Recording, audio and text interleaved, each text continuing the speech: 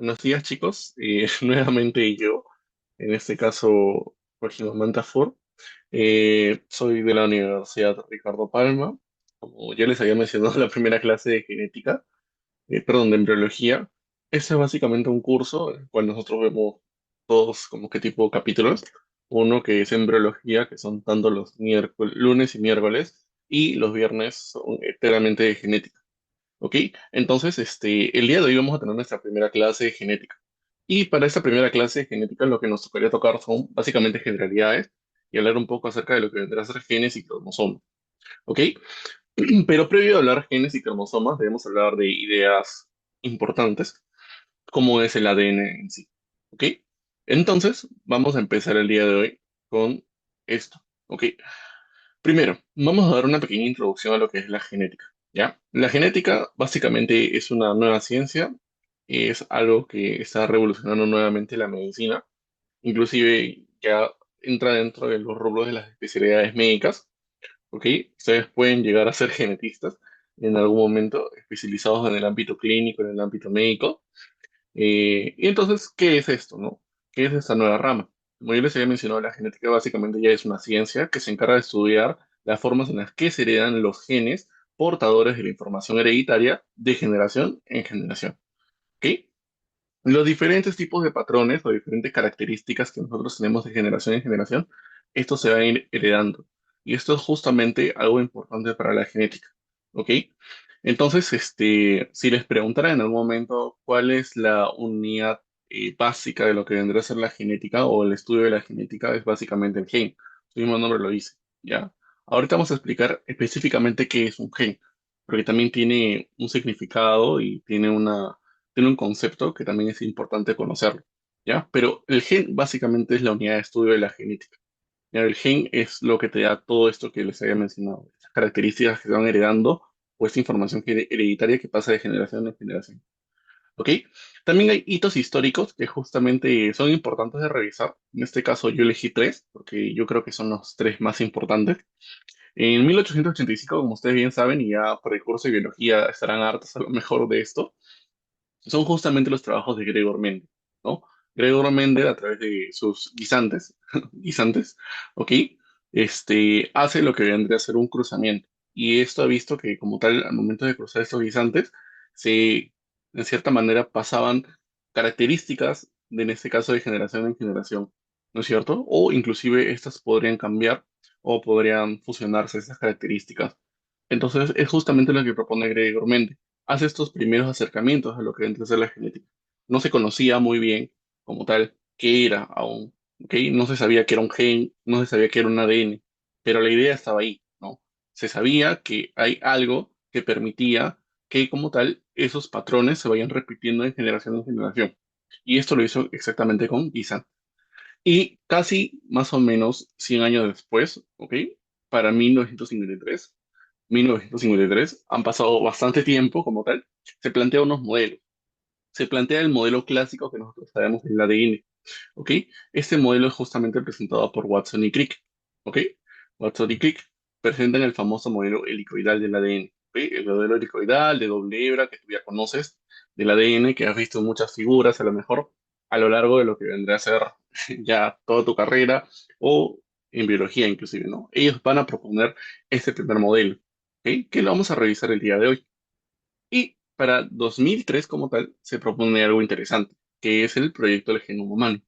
¿Qué es este gran proyecto como tal? Básicamente, como yo les había mencionado, si Gregor Mendel ya sabía acerca de estos patrones de herencia como tal, que se van replicando de generación en generación, ¿por qué no en el ser humano también existían esos tipos de patrones? ¿Y quiénes llevaban información genética?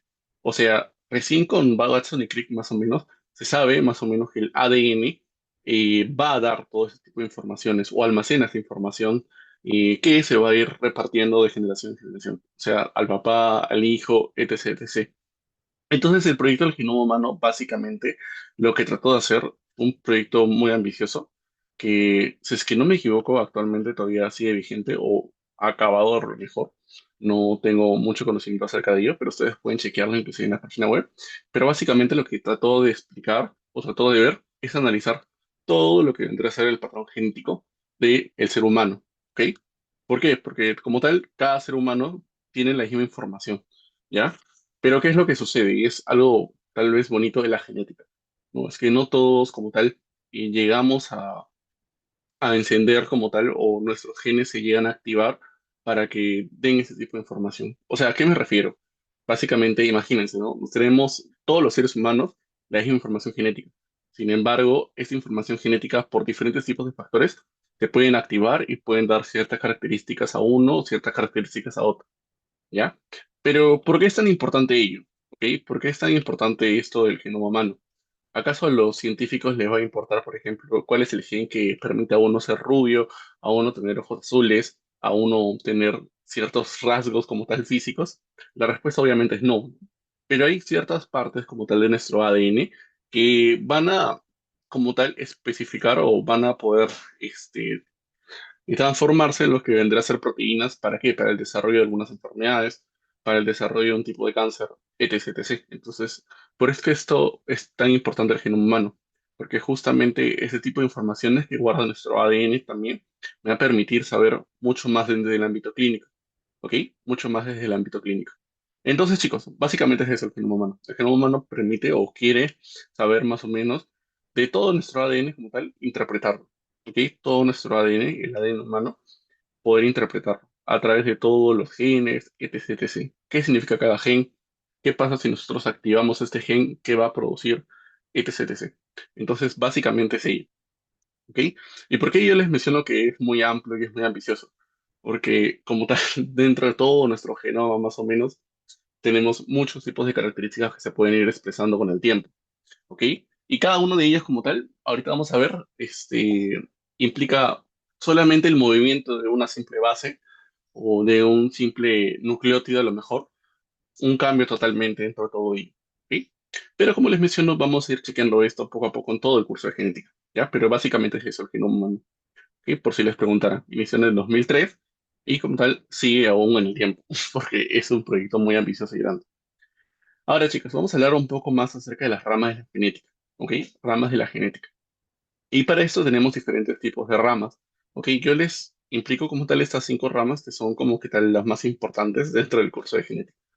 Uno es la ingeniería genética, ¿no? La ingeniería genética básicamente se basa en lo que vendría a ser la manipulación de nuestros genes, pero a través de ciertos instrumentos propiamente de la ingeniería, ¿no? Por ejemplo, cómo yo podría cambiar cierta base o cierto gen como tal, o silenciarlo, etc, etc. Todo esto lo maneja la ingeniería genética. Por ejemplo, el tema de las clonaciones y todo ello que ustedes habrán visto en las películas, o el famoso caso de la oveja Dolly, ¿no? Que ha sido como tal clonada, ¿ya? ¿Cómo es que se llevó a cabo? Justamente gracias a la ingeniería genética y todas las herramientas que permiten tener ello. ¿Ok? Entonces son aquellas que van a explorar esa parte como más aplicativa de la genética. La otra parte es la genética clínica, que también se ayuda porque estas ramas como tal también se pueden relacionar entre sí, pero la genética clínica es como que la más importante para nosotros que estudiamos medicina, ¿no? Porque justamente ve lo que vendría a ser la parte ya de las enfermedades, cómo es que se producen o cómo es que se dan estos tipos de enfermedades, o que se centran únicamente en lo que vendría a ser las enfermedades, ¿ya? Se centran en las enfermedades. Ok, por ejemplo, existen genes que pueden activar ciertos tipos de enfermedades. Ya vamos a ver más adelante en el curso que hay genes como tal que se pueden pasar de generación en generación y estas pueden activar enfermedades. Por ejemplo, ¿cuáles son? Tenemos síndromes como el síndrome de Marfan, síndrome de Ehlers-Danlos, tenemos la fibrosis quística, etc, etc. ¿Ya? No se emocionen todavía. Este tipo de enfermedades las vamos a ir viendo con el tiempo a lo largo del curso, pero básicamente es esto. Luego está la genética del cáncer. Y para esto les hago una pregunta muy importante, porque siempre se les van a hacer en todo el curso y hasta en medicina. ¿Ustedes qué dicen? ¿El cáncer se hereda o no se hereda? A ver, una pregunta algo controversial. ¿Ustedes qué creen, chicos? Se puede dar, pero también, en realidad, todas las personas tienen como que ahí el cáncer solo que es activado, pero por diversos factores como que se activa. Pero, o sea, también, si su familia o algún familiar tuyo ha tenido cáncer, o sea, tienes mayor prevalencia a poder padecerlo. Ya, muy bien. Hay ciertos términos como tal que nosotros ya estamos utilizando, que a lo mejor no nos damos cuenta justamente, pero el cáncer no se hereda, ¿ya? Esa es una cosa que ustedes tienen que tener en cuenta. El cáncer no se hereda, ¿ok? No se hereda. Pero como tú mencionas, la genética sí es un gran factor de riesgo para poder desarrollar cáncer, ¿ok? No es el más importante, porque existen otros tipos de cosas que son más importantes para generar el cáncer. Como yo les menciono, el cáncer es una replicación, o sea, es más o menos como ustedes lo pueden asociar ahora con los conocimientos que tienen, es una mitosis descontrolada. O sea, las células van a comenzar a hacer una mitosis descontrolada, pero el ADN que tienen como tal estas células está totalmente errado, está totalmente mal. Y al simplemente mover ciertos genes o ciertas bases como tal, por mutaciones, etc., pueden generar un cáncer. Pero una idea que se tienen que llevar es que el cáncer no se hereda, ¿ya? El cáncer no se hereda, pero si hay una predisposición, que es justamente lo que ha mencionado Camila. Hay predisposición, y eso es una palabra importante. Ojo, no estoy diciendo que el cáncer como tal, si tu mamá tiene cáncer y la hija va a tener cáncer, tú tienes que decir, es que todo es probabilidades, no es al 100% ley como tal que se va a cumplir ello, ¿ok? Es por ello que es importante, ¿ya? Pero hay cosas que cuando ustedes le preguntan, ay, perdón, Claudia, y Claudia, no, pero Camila es la que estuvo hablando, creo, si no me equivoco, porque había escuchado a Camila estaba hablando. Pero básicamente es ello, ¿no? Claudia también justamente me había mencionado ello, ¿no? Existen otros tipos de factores como los factores ambientales, por ejemplo, el cáncer de pulmón. Ustedes ya habrán escuchado muchas veces, habrán visto en la cajetilla de cigarros atrás, etc, etc. El cáncer de boca, por ejemplo, ¿no? No es simplemente herencia, ¿no? Pueden ver los antecedentes. Hay personas que no tienen ningún antecedente de cáncer, de esos tipos de cánceres. Sin embargo, estas personas desarrollan cáncer de pulmón. ¿Por qué? Por malos hábitos, sobre todo fumar. ¿Ok? Y dicho sea de paso, fumar es uno de los factores como tal que más activan el cáncer, cualquier tipo de cáncer. O sea, ustedes van a ver que el cigarro en sí puede generar diferentes tipos de cánceres, no solamente el cáncer de pulmón, ya les dije, cáncer de boca, etc, etc, cáncer de laringe, de diferentes vías del aparato respiratorio. ¿Ok? Así que básicamente es ello, ¿no? Recuerden, si les preguntaran, ¿el cáncer se hereda o se responde? No, ¿ya? Responden no. El cáncer, la genética sí, de cierta manera, tiene una gran implicancia dentro de lo que vendrán son los factores de riesgo, pero sin embargo no se hereda. A eso justamente también se le va a llamar, o justamente lo vamos a ver en la genética de las poblaciones. ¿Por qué? Porque en la genética de las poblaciones también se menciona lo mismo, ¿no? Hay ciertas enfermedades que no se heredan. Por ejemplo, ustedes habrán escuchado acerca de la presión arterial o la llamada hipertensión, o algo más común, ¿no? La diabetes, ¿no? Habrán escuchado esos tipos de enfermedades. Esos tipos de enfermedades como tal, eh, si bien se sabe al ciencia cierta o la mayoría de veces o la mayoría de libros, ustedes pueden chequear ahí, no se hereda, ¿ok? No se heredan. La hipertensión, la diabetes no se heredan. Son enfermedades que se dan por estilos de vida. La diabetes, tú ya sabes, por una mala dieta, ¿no? Por sedentarismo, etc. Igual la hipertensión arterial, ¿no? Por aterosclerosis, que es básicamente comer grasita. Comer mucha grasa daña tus vasos sanguíneos y genera hipertensión.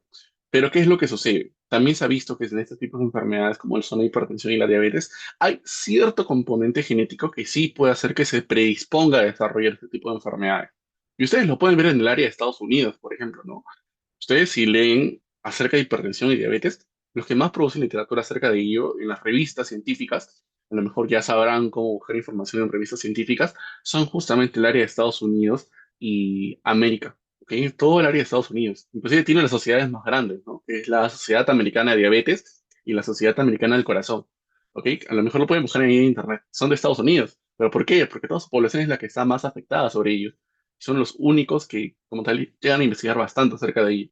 ¿Por qué? Porque su población es la más afectada. Y como les menciono, hay cierta predisposición genética ahora para desarrollar ese tipo de enfermedades, sobre todo en ese tipo de poblaciones, como son América o Estados Unidos. Se ha visto ya. Tal. No es que hay un gen que me diga voy a ser diabético. No, eso no existe. Sino hay cierta predisposición que puede ayudarte o alimenta más a que tú desarrolles ese tipo de enfermedades. Eso es la genética. ¿Ya ven? Ya más o menos pueden ir entendiendo. ¿Ok? No es que es una herencia, así como Gregor Mendel, que había hecho una genética, no. La genética va más allá. ¿Ok? Entonces, justamente es esto, ¿sí? Y en la genética de poblaciones se utilizan dos cosas muy importantes, como son una palabra llamada multifactorial o plurifactorial, ¿ya? ¿Qué se refiere con multifactorial? Muchos factores, ¿no? Hay muchos factores que predisponen a una enfermedad, no solamente la parte genética. Y por último tenemos la genética bioquímica, que básicamente nuestro cuerpo realiza o es un cuerpo dinámico, ¿no? Nuestras células son dinámicas también y estas producen distintas reacciones bioquímicas, ¿ya? A través de las cuatro biomoléculas principales, ya en el curso de bioquímica van a chequear más acerca de esto, no es tan necesario que se lo aprendan en la parte genética, pero sí deben saber que justamente en estas reacciones como tal interviene algo llamado enzimas. Las enzimas básicamente son pedacitos de aminoácidos, ¿ok? Que van a activar un cierto sustrato, ¿ok? Por ejemplo, tenemos un sustrato A, esta enzima la activa y se convierte en un sustrato B, ¿ok? Y justamente la genética de la bioquímica analiza esto. ¿Qué cosa? Las enzimas. Porque las enzimas pueden mutar, las enzimas pueden cambiar, etc, etc. Y hacen que ese producto B, que se va a transformar, ya no se transforme en B, no se transforme en otra cosa como un producto C, o etc, etc. ¿Ok? Y eso también puede generar ciertas enfermedades. ¿Ok? Hay enfermedades que se generan a partir de justamente estos cambios enzimáticos. Por ejemplo, una, la fenilcetonuria. ¿Ya? La fenilcetonuria. La vamos a ver más adelante, porque también hay un tema específico que es errores innatos de metabolismo, ¿sí? Que son muy comunes en los bebitos. ¿Sí? Cuando se hace un control prenatal o recién al primer nacido como tal, se realizan ciertos exámenes, se detectan algunos tipos de enfermedades genéticas, ¿ok? O estos errores innatos de metabolismo, como son la fenilcetonuria, que ya les he mencionado. Entonces, chicos, hasta ahí todo claro, todo bien, los mareé un poquito, chévere, se han motivado con lo que vendrá a ser la genética, ¿sí? Ok, Adriana menciona que todo bien. Voy a confiar en Adriana, porque nadie más me menciona si necesita que repita algo o algo así. Ya, si está todo bien, entonces vamos a pasar a la siguiente PPT. Ya. Ahora, chicos, como yo les había mencionado, algo importante que debemos chequear es justamente ver lo que vendrá a ser el ADN, ¿ya? El ADN, porque el ADN es la base principal de todo lo que vendrá a ser la génesis, la genética, etc, etc. Entonces, ¿nosotros dónde vamos a encontrar ese famoso ADN? Ese famoso ADN lo vamos a encontrar en el núcleo celular. ¿Sí? En el núcleo celular. Acá vamos a encontrar el ADN. ¿Qué el nombre correcto del ADN? ¿Alguien sabe cuál es el nombre del ADN? O sea, sé muy bien que ahí sale ácido nucleico, pero el nombre completo del ADN. Tiene un nombre completo. ¿Cuál es? Ácido desoxirribonucleico. Muy bien, el ácido desoxirribonucleico. ¿Y el ARN? ¿Cuál es su nombre completo? Ácido ribonucleico. Muy bien, es el ácido ribonucleico. ¿Ok? Entonces, esos ácidos nucleicos, o sea, ambos, tanto el ADN como el ARN, presenta una base, ¿ok? O presenta lo que vendrá a ser un monómero, que muchas veces se llama así en bioquímica. ¿Cómo se llaman? Estos monómeros son los llamados nucleótidos. ¿Ok? Entonces, el ADN como tal, o ARN, está formado por los nucleótidos. ¿Y qué es un nucleótido? Un nucleótido básicamente es lo siguiente. Es la conformación de un grupo fosfato, un azúcar pentosa y una base nitrogenada. ¿Ok? Grupo fosfato, azúcar pentosa y base nitrogenada. ¿Ok? ¿Por qué se llama azúcar pentosa? ¿Alguien sabe?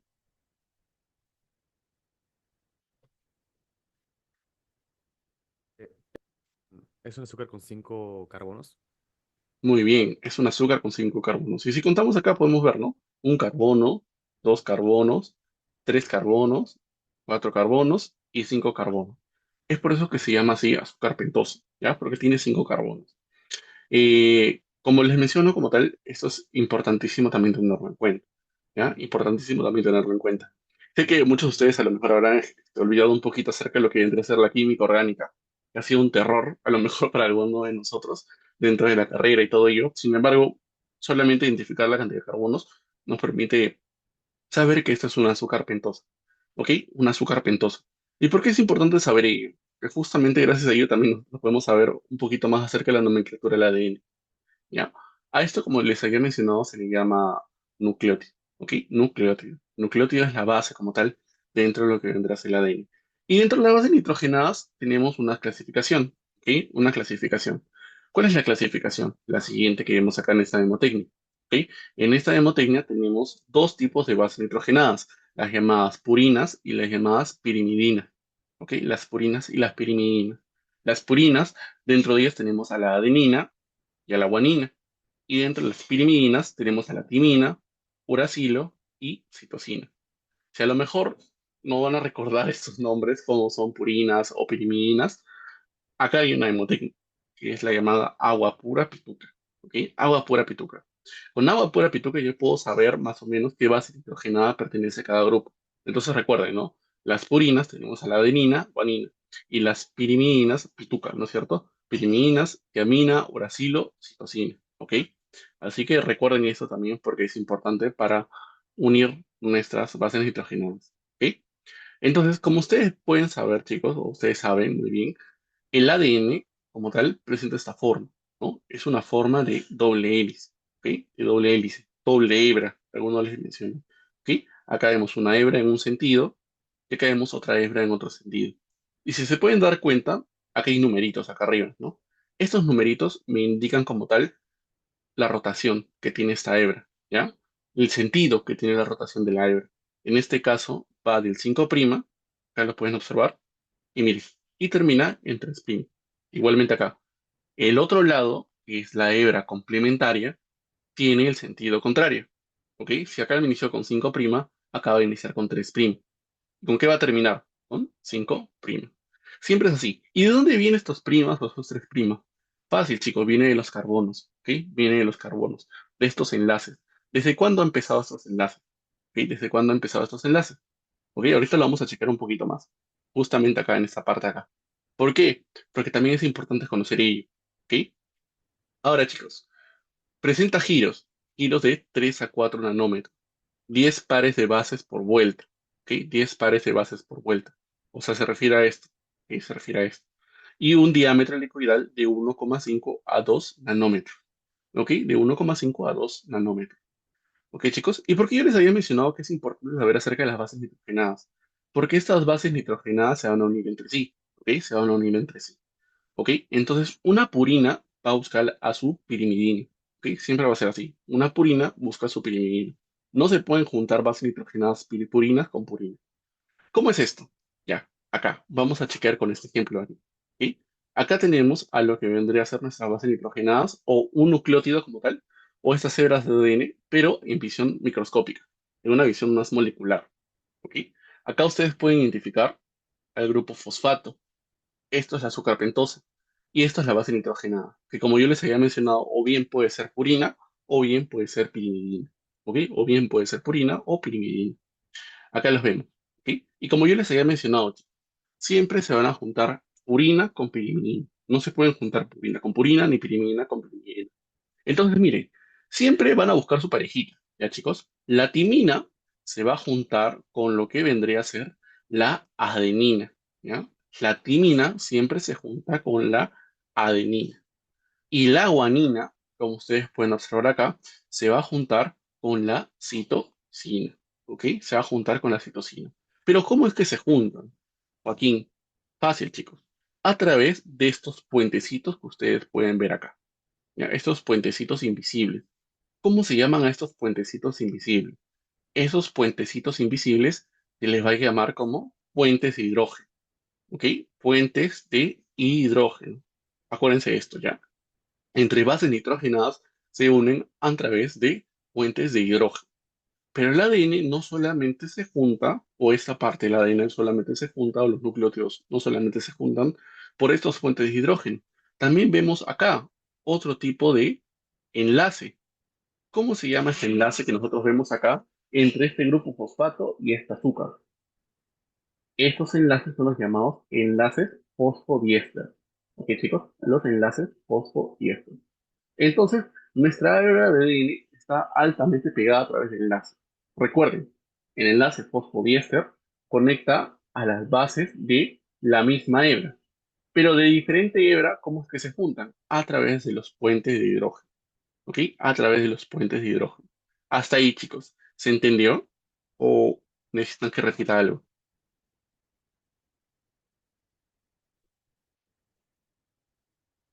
Daniel, ¿sí?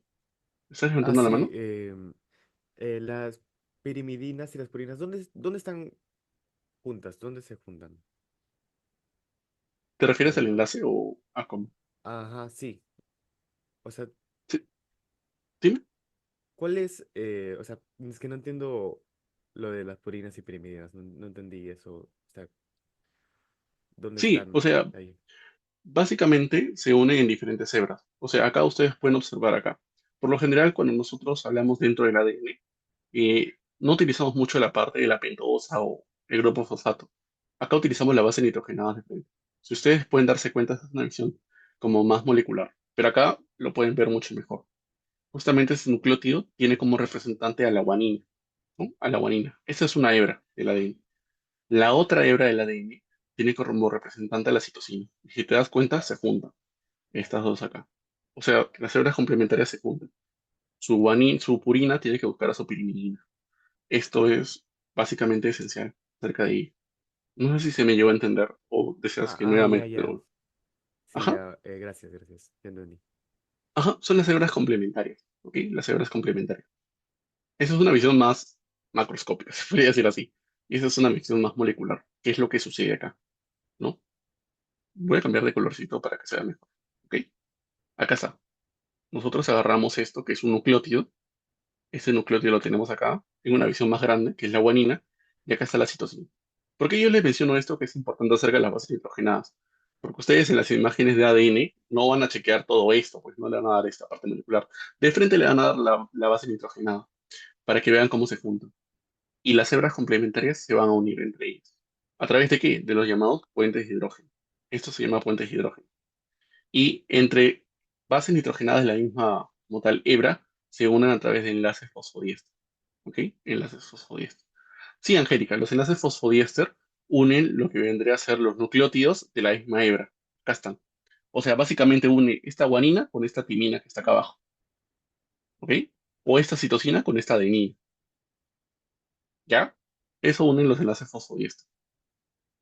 O sea, si tenemos un ADN así, más o menos para que ustedes tengan la idea, acá tenemos una base nitrogenada, acá otra base nitrogenada. ¿Ya? Imaginémonos que esta sea la guanina, ¿ok? La guanina, y acá tenemos a la citosina, ¿ok? La guanina con la citosina se unen a través de lo que vendría a ser los puentes de hidrógeno, ¿ok? Y acá abajito tenemos otra base nitrogenada, que en este caso es la timina, y acá la ADN. Esta guanina con esta timina que vemos acá abajo se unen a través de lo que vendría a ser los enlaces fosfodiéster, ¿ok? Los enlaces fosfodiéster. Ahora sí, ajá, los mismos nucleótidos de la misma hebra, ¿ok? Los mismos nucleótidos de la misma hebra, si te das cuenta. Los nucleótidos de la misma hebra. Pero de hebras diferentes los une el enlace o puente de hidrógeno, ¿ok? Llamado puente de hidrógeno. ¿Ya? Hasta ahí, chicos, todo claro, todo bien, todo tranquilo. Yo nuevamente puedo volver a explicar, no se preocupen. Porque la clase es corta, no es tan larga. Si ustedes aprenden esto, les va a ser más fácil la parte de genética, la verdad. Ujú. Así es. ¿Sí? ¿Bien? Ya. Voy a asumir que todo está bien hasta el momento. ¿Ok? ¿Por qué yo les había mencionado que es importante que tengan en cuenta lo que debe ser purinas y pirimidinas? Y si se dan cuenta, acá en el ADN falta una base nitrogenada. ¿Alguien me podría decir qué base nitrogenada falta?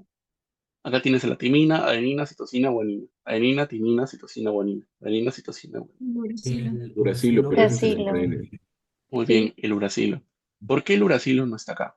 ¿Alguien sabe? Es por el ARN. Muy bien, el uracilo es una base nitrogenada que solamente va a presentar el ARN. ¿Qué es el ARN? El ARN es un ácido ribonucleico que solamente presenta una hebra, ¿ya? Una hebra. A diferencia del ADN que presenta dos hebras, como ustedes pueden ver acá, el ARN solo presenta una sola hebra, ¿ya? Una sola hebra, ¿ok? Pero, ¿por qué es importante? Porque justamente vamos a ver algo llamado el dogma central de la biología. Y acá vamos a ver cómo es que se complementan muy chévere estas cosas, ¿ok? Pero como yo les menciono, hasta ahí todo bien, creo. Ya. Ahora miren, chicos. Acá ustedes pueden observar nuevamente lo mismo, ¿no? El ácido ribonucleico y el ácido desoxirribonucleico. ¿Ok? El ácido ribonucleico y el ácido desoxirribonucleico. Ya acá está lo que les había mencionado. Las bases nitrogenadas del ADN o los nucleótidos del ARN, como tal, son la citosina, guanina, adenina y uracilo. ¿Qué base nitrogenada no se encuentra en el ARN? Sí. La Timina. Muy bien, la timina no está en el ARN. ¿Sí? Acuérdense de esto. Si les colocaran ahí, por ejemplo, acá les presento una secuencia de ARN y les colocan una timina, está mal, pues, ¿no? No es un ARN. ¿Ok? Igualmente acá, miren, chicos, el ADN. El ADN presenta los siguientes bases hidrogenadas. ¿Cuál base nitrogenada no está en el ADN? ¿El? Ahora sí. Muy bien, el uracilo. El uracilo no está en el ADN. ¿Ok? El uracilo no está en el ADN. Y acá está lo mismo, chicos, lo que les estoy mencionando. ¿Ok? Pero recuérdense cómo es que se une, ¿ya? La guanina siempre busca la citosina, por lo general, y la adenina siempre busca la timina. ¿Ok? Siempre busca a la timina. Así se van a unir, a través de sus puentes de hidrógeno. Y así es como ustedes lo van a chequear en diferentes imágenes. No les van a mencionar o no les van a colocar la parte molecular de lo que vendría a ser la azúcar pentosa o el fosfato, ¿no? Sino así, nada más. Guanina, citosina. ¿Ya? Ahora miren, chicos. ¿Cómo se emparejan las bases nitrogenadas de la de primera pregunta? A ver, ¿cuál creen que sea la respuesta?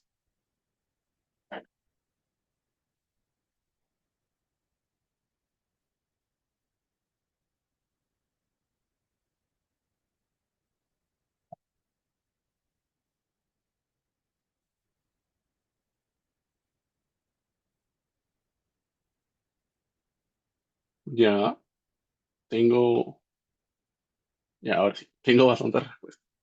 Y así como lo mencionaban ustedes, chicos, la respuesta es la sí. La adenina se empareja con la timina. ¿Cuál es el primer error acá? Guanina con timina. No, pues no. La guanina siempre se empareja por lo general con la citosina. La adenina con la citosina. Tampoco. La adenina se empareja con la timina. ¿Ok? Adenina se empareja con guanina.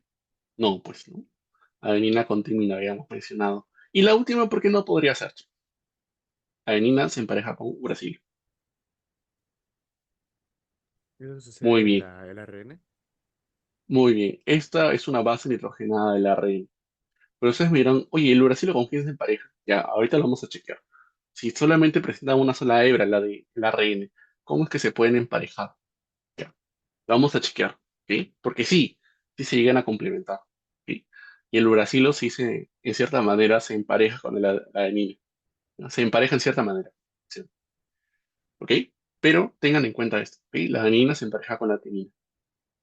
Ustedes ya habrán visto lo que es el ciclo celular, lo hemos visto el miércoles como tal. No les voy a repetir todo, solamente que básicamente para que una célula se replique hay ciertas fases, como la fase G1, la fase S, la fase G2 y la fase N. Y nosotros en la fase S habíamos mencionado acerca de lo que vendrá a ser la copia del ADN. Y ustedes dirán, oye, ¿cómo que copia del ADN?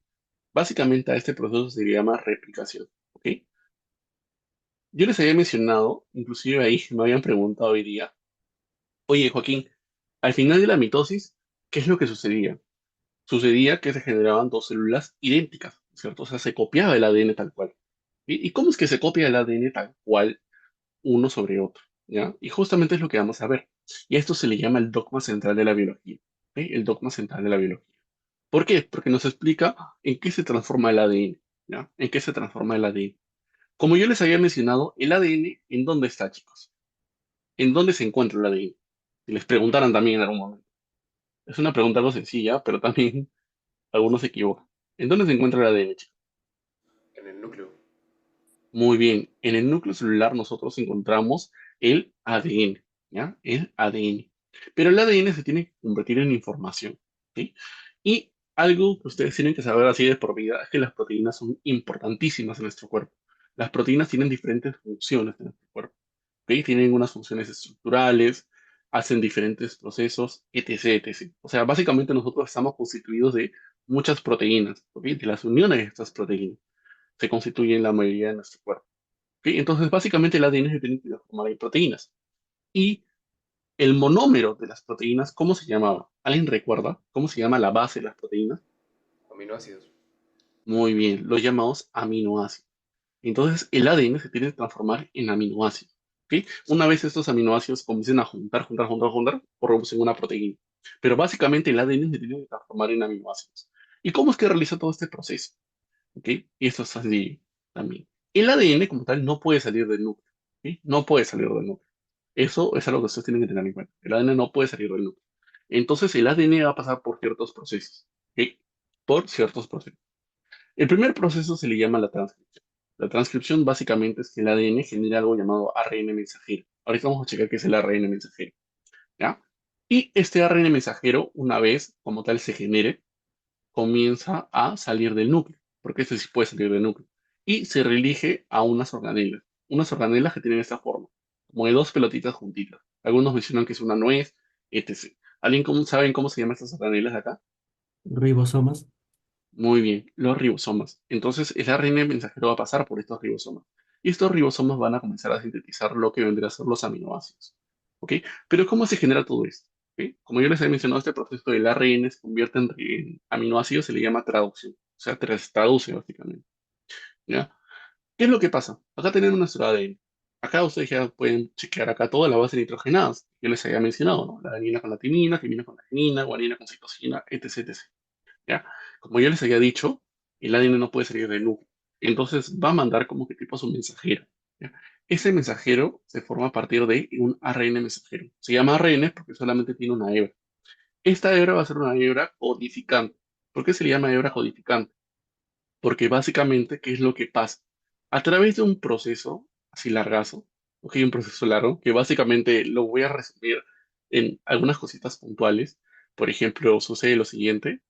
Viene acá lo que vendría a ser un ADN polimerasa, ¿ok? Un ADN polimerasa que es una enzima, ya más o menos saben que es una enzima, ¿ok? Hace que justamente esta hebra se ensanche,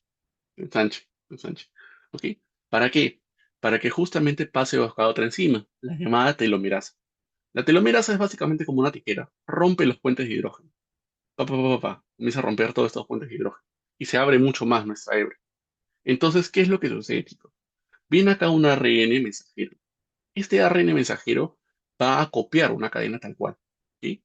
Va a copiar una cadena tal cual. Y si se dan cuenta, chicos, miren, esta cadena de acá, que es el ARN mensajero, ¿ok? Tiene casi la misma secuencia que esta cadena de acá, que era la cadena complementaria de esta de aquí, ¿ok? Si se dan cuenta, ¿no? Acá tenemos timina con adenina, mira, timina con adenina. Y el ARN mensajero las copia, tal cual. Es como tu compañero de clase, ¿no? Que viene y te dice, oye, pásame la tarea, y la copia tal cual, ¿no? Pero tú le dices, oye, pero no lo copies tal cual, pues, ¿no? La profesora se va a dar cuenta. Cópialo algo similar, ¿no? Y como yo les había mencionado, hay algo que el ARN no tiene. ¿Qué base nitrogenada es la que no poseía el ARN, chicos? ¿Alguien Sí. recuerda? Muy bien, la timina. Entonces, esta timina la reemplaza por ¿qué cosa? Por el uracilo. Y si se dan cuenta, esta va a copiar todo tal cual, excepto la timina, que la va a reemplazar por lo que vendría a ser el uracilo. Entonces, esta hebra de ARN mensajero básicamente va a transformar o va a copiar la misma información genética, ¿ok? Va a copiar la misma información genética a través de las pares de bases como tal y la va a transformar en esto, en el ARN mensajero, ¿ok? Este ARN mensajero es el producto de la transcripción. O sea, la transcripción es básicamente copiar, ¿ok? Va a copiar a través de una hebra llamada ARN mensajero. Y como yo les había mencionado, este ARN mensajero, chicos, ¿puede salir o no puede salir del citoplasma? ¿Puede salir del citoplasma o no puede salir del citoplasma? ¿Sí o no? ¿No? No, sí puede salir. El ARN mensajero sí puede salir. Recuerden, el ADN no, pero el ARN mensajero sí puede salir. ¿Por qué tiene que salir? Porque se tiene que dirigir a estas organelas. Y yo les había mencionado que eran las o los ribosomas. Muy bien, los llamados ribosomas. Entonces, ¿qué es lo que se genera acá en los ribosomas, chicos? En los ribosomas, básicamente, lo que también nosotros utilizamos dentro de lo que vendrá a ser la genética o en esta parte del dogma central de la biología, se van a juntar en tres pares de bases. ¿Ok? Esos tres pares de bases, básicamente, se van a llamar codones, que es justamente esta definición de trabajo. El codón es una secuencia de ADN o ARN de tres nucleótidos, ¿ok? De tres nucleótidos. ¿Y por qué solo tres nucleótidos? Porque estos tres nucleótidos me va a dar origen a un aminoácido. ¿Ok? Van a formar una unidad genómica que codifica un aminoácido determinado. Y están cada uno de estos codones como tal interpretados por cada aminoácido. La respuesta es que sí. ¿Ya? La respuesta es que sí. Y miren, si se dan cuenta, cada codón, ¿ok? Cada secuencia de tres nucleótidos, acá en el ribosoma, me genera una secuencia complementaria. Y esta secuencia complementaria me libera al fin y al cabo un aminoácido. Y cada codón, chicos, en nuestro cuerpo humano, cada combinación que existe en tres pares de base como tal, me da un aminoácido en específico. ¿Ok? En total, ¿cuántos aminoácidos hay elementales? Hay 20 aminoácidos elementales, ¿ok? 20 aminoácidos elementales. O sea, hay 20 combinaciones con tal de aminoácidos que se pueden generar a partir de acá, ¿ok? A partir de acá. Pero si se dan cuenta, va a empezar siempre con un codón en específico, que es ahorita el que vamos a chequear. ¿Ok? Ahorita lo vamos a chequear. ¿Ok? Y me va a dar un aminoácido en específico que está acá. ¿Ok? Y siempre va a terminar en un codón. ¿Ok? Hay tres posibilidades que termine como tal una secuencia. ¿Cómo es esto? Ahorita lo vamos a chequear. A través del llamado código genético. ¿Ok? Del llamado código genético. Ustedes lo que tienen que tener en cuenta es lo siguiente, ¿ya chicos? Que siempre esta secuencia de ARN mensajero va a empezar con esta secuencia de lo que vendría a ser nucleótidos o de este codón, el AUG. ¿Ya? El AUG es la secuencia por el cual siempre va a empezar este periodo de traducción. ¿Ok? Este periodo de traducción. ¿Ok? Este periodo de traducción. Siempre va a iniciar con AUG y luego la demás para de base. ¿Ok? Y si se dan cuenta, el auge me da un aminoácido. ¿Cómo se llama este aminoácido? Se le llama metionina. ¿Ok? Metionina. Entonces recuerden, la traducción siempre va a empezar por esa cadena. ¿Ok? Que a lo mejor lo podemos ver acá, si es que no me equivoco. Uy, acá está, miren. AUG, creo. No, no, no, no es ese. Pero siempre va a empezar por esta cadena. ¿Ok? El auge. Así siempre va a empezar el proceso de traducción. Ustedes pueden checar imágenes, traducción, y siempre van a ver esta secuencia de nucleótidos. ¿Ok? AUG. A través de esta secuencia va a empezar el proceso de traducción. Si no hay esta secuencia, no empieza la traducción. Siempre va a iniciar con esta presión. ¿Ok? El auge. Y me libera la metionina. Es por eso que ustedes pueden ver acá los aminoácidos que están liberándose. Y siempre el aminoácido principal o el primerito en salir, y acá está, miren chicos, el auge. El primerito en salir es la metionina. ¿Ok? Y siempre va a haber un codón que va a terminar esta secuencia. ¿Cuál es? Hay tres posibilidades. O bien es el UAA, o bien es el UAG, o bien es el UGA. ¿Ya? El UGA, UAA, UAG. Siempre van a ser la cadena de stop. No me liberan ni un aminoácido. Simplemente es la cadena de stop. ¿Ok? Y acá está. Miren, AUG, AUC, UCG, UAA. Stop. Esta me genera el stop. Y hasta acá tienes lo que vendría a ser tu conjunto de aminoácidos. Este conjunto de aminoácidos se le llama polipeptidos. Y es por eso que ustedes pueden leer ahí polipeptidos. Esto a lo mejor se puede transformar en no sé qué, cualquier cosa de la célula que necesite. A lo mejor a través de estas proteínas, estos polipeptidos, se puede conseguir lo que vendrá a ser una hormona, se puede conseguir diferentes tipos de cosas. ¿Ok? Diferentes tipos de cosas. Pero esa es la idea, ¿ya? Hasta ahí, chicos. ¿Se entendió? ¿Todo bien? ¿Todo claro? Sí, todo bien. Ok, muchas gracias, Álvaro.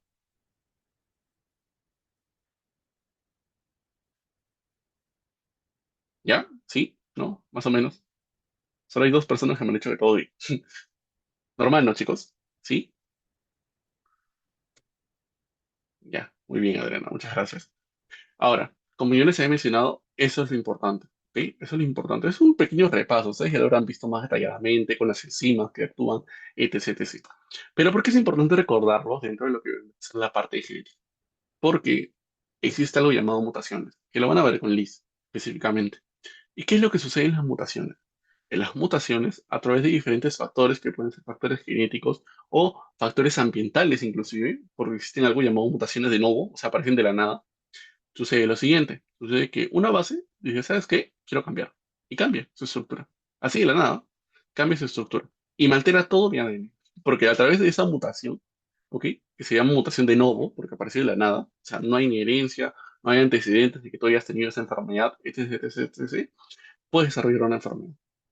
Solamente por un cambio de base puede generar toda una anomalía gigante, que puede desencadenar, en este caso, una enfermedad.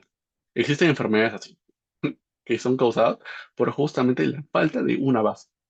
A eso se le llama mutaciones. Y las mutaciones actúan a través de estas bases. Hay algunas mutaciones que actúan encima de estos nucleótidos.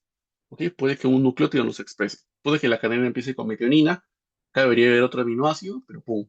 La mutación dice, no, ya no quiero que se genere ese aminoácido. Y se perdió un aminoácido. Y se genera una anomalía. ¿Ok? Se genera una anomalía. Eso es más o menos la parte clínica. Lo van a ver en la siguiente clase, no se preocupen. Solamente les estoy adelantando un poquito acerca de esto, para que no se pierdan. Así que recuerden que también es importante. ¿Ok? Definiciones conceptuales de genética. También es importante tener en cuenta estos conceptos que se repiten mucho. ¿Ok? El gen, el fenotipo, el genotipo.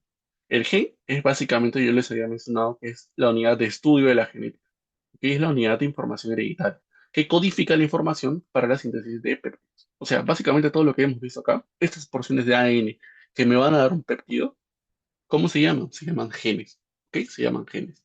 Se llaman genes. ¿Ya? Ahora, tenemos dos conceptos importantes, el llamado fenotipo y el llamado genotipo. El genotipo se refiere a la constitución genética de un individuo, referido a uno o varios caracteres. ¿A qué se refiere con esto? Se refiere básicamente qué es lo que me dice el gen que se va a expresar. Por ejemplo, imagínense, ¿no? Yo tengo a mis papás que tienen los ojos marrones claros, ¿ya? Marrones claros o pelo castaño, imagínense, ¿no? Los dos, ¿ok? Se juntan, tienen un hijo, me tienen a mí. Y idealmente, lo que debería pasar es que estas características se deberían heredar. Y se deberían heredar. Son este color de pelo castaño y ojos azules marrón. Pero ¿qué es lo que sucede? A eso se le llama genotipo, ¿ya? Porque idealmente es lo que me dice. Ahí está de mi hebra de ADN y es lo que se tiene que expresar. Pero ¿qué es lo que pasa? Muchas veces no sucede esto. Por ejemplo, imagínense que mi papá haya tenido estas características. Sin embargo, yo no las haya heredado. Y he tenido un pelo negro, ¿ya? Un pelo negro, no un pelo castaño como, según lo que me dice mi ADN, debería expresarse. ¿Por qué es que sucede esto? A esto se le llama fenotipo. El fenotipo se refiere al genotipo más factores ambientales. ¿Ok? Más factores ambientales. ¿Ok? Más factores ambientales. ¿Ok? A eso se refiere con fenotipo. El fenotipo es cómo se debe expresar tu genotipo, pero también los factores ambientales. Y esto es importante, ¿ya, chicos? Esto es importantísimo. ¿Por qué? Porque hay algunas características genéticas o algunas cosas genéticas que a lo mejor nos dice nuestro ADN que se van a expresar, sin embargo, los factores ambientales no lo permiten, ¿ok? No lo permiten. Por ejemplo, no sé si ustedes se habrán dado cuenta, pero la mayoría de personas que viven en zonas calurosas son de tez morena, casi de tez afroamericana, ¿no es cierto? Se habrán dado cuenta más o menos por ello. ¿Por qué es que se da esto? Biológicamente es porque existe un pigmento llamado melanina. La melanina es un pigmento oscuro, ¿ya? La melanina es un pigmento oscuro. ¿Y de qué te ayuda? Te ayuda a proteger tus células como tal de los impactos de los rayos ultravioleta, ¿ok? Es por eso que en las zonas calurosas ustedes ven a las personas de tez morena. Y estas personas de tez morena, por ejemplo, es muy raro que hagan cáncer de piel, ¿ok? Es muy raro que hagan cáncer de piel. ¿Y por qué es que sucede esto? ¿O por qué yo les menciono? Porque justamente es una adaptación que ha surgido el ser humano para protegerse de ciertos tipos de fenómenos o de ciertos tipos de enfermedades, que lo ha generado como tal nuestro propio material genético. O sea, nuestro propio material genético para poder defenderse dice, no, si estoy en una zona muy calurosa, no me conviene que haya una persona totalmente blanca, ¿cierto? Porque esta persona totalmente blanca puede desarrollar diferentes tipos de enfermedades o hasta puede matar a mis células. Entonces me conviene como tal un test como tal o un color de piel más oscuro, ¿no es cierto? Por la producción de melanina. Hay más producción de melanina para poder protegerlo. Y es por eso que ustedes habrán visto a lo mejor ciertas películas o ciertos documentales, ¿no? Hay personas blancas como tal que se llegan a mudar a zonas, por ejemplo, del África, se quedan ahí un cierto tiempo y sus generaciones como tal, que supuestamente iban a ser blancas, terminan siendo de otros colores. ¿Por qué? Por justamente estos factores. ¿Para qué? Para poder proteger a estas zonas de ahí, a poder proteger a su propia célula. Es una adaptación que sucede en los seres humanos. ¿Sí? Es una adaptación que sucede en los seres humanos. ¿Sí? A esto se le llama fenotipo, justamente. Y el genotipo más los factores ambientales. ¿Listo? Y acá ustedes lo pueden observar, ¿no? Por ejemplo, acá tenemos el genotipo, que es justamente qué es lo que debería expresarse, y el fenotipo, cómo es que se expresa físicamente. ¿Ok? ¿Cómo se expresa físicamente? A través de factores ambientales. Hasta ahí, chicos, ¿todo claro? ¿Todo bien?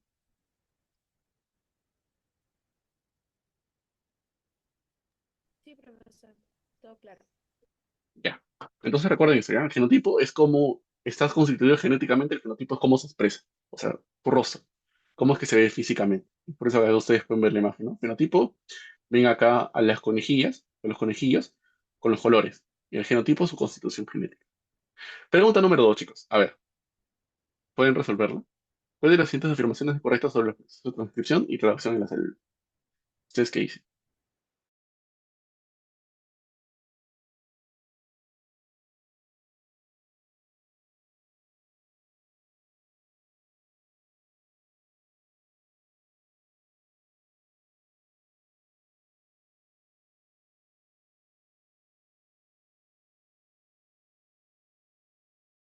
Tengo dos respuestas.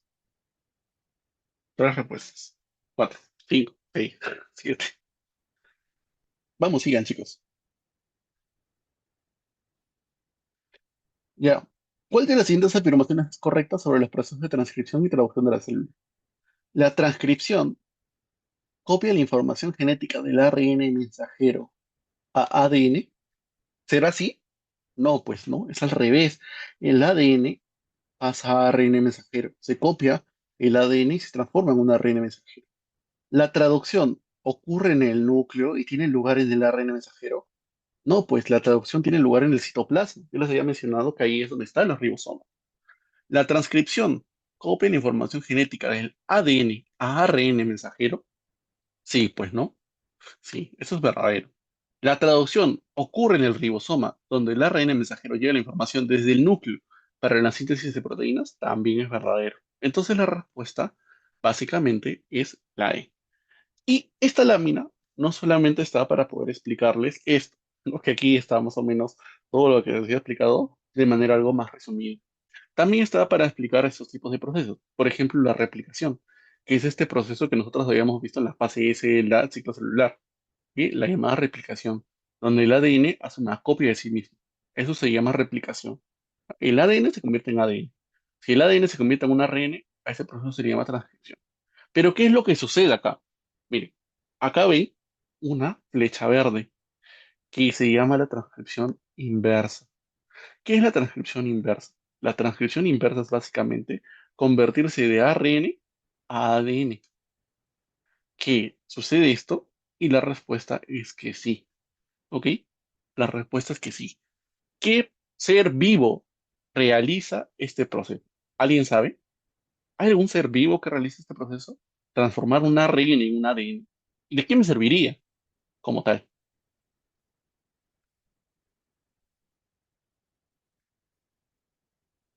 ¿Nadie? ¿Tienen alguna idea, chicos? Muy bien, Lila. Muy bien. Tenemos a nuestra infectóloga acá. Ya tenemos a nuestra infectóloga. Muy bien, Alonso. Los llamados virus. ¿Ok? Hay virus. Los llamados todavía se llaman así, retrovirus, porque realizan este proceso de transcripción inversa. ¿Ok? Los llamados retrovirus realizan este proceso de transcripción inversa. ¿Y para qué?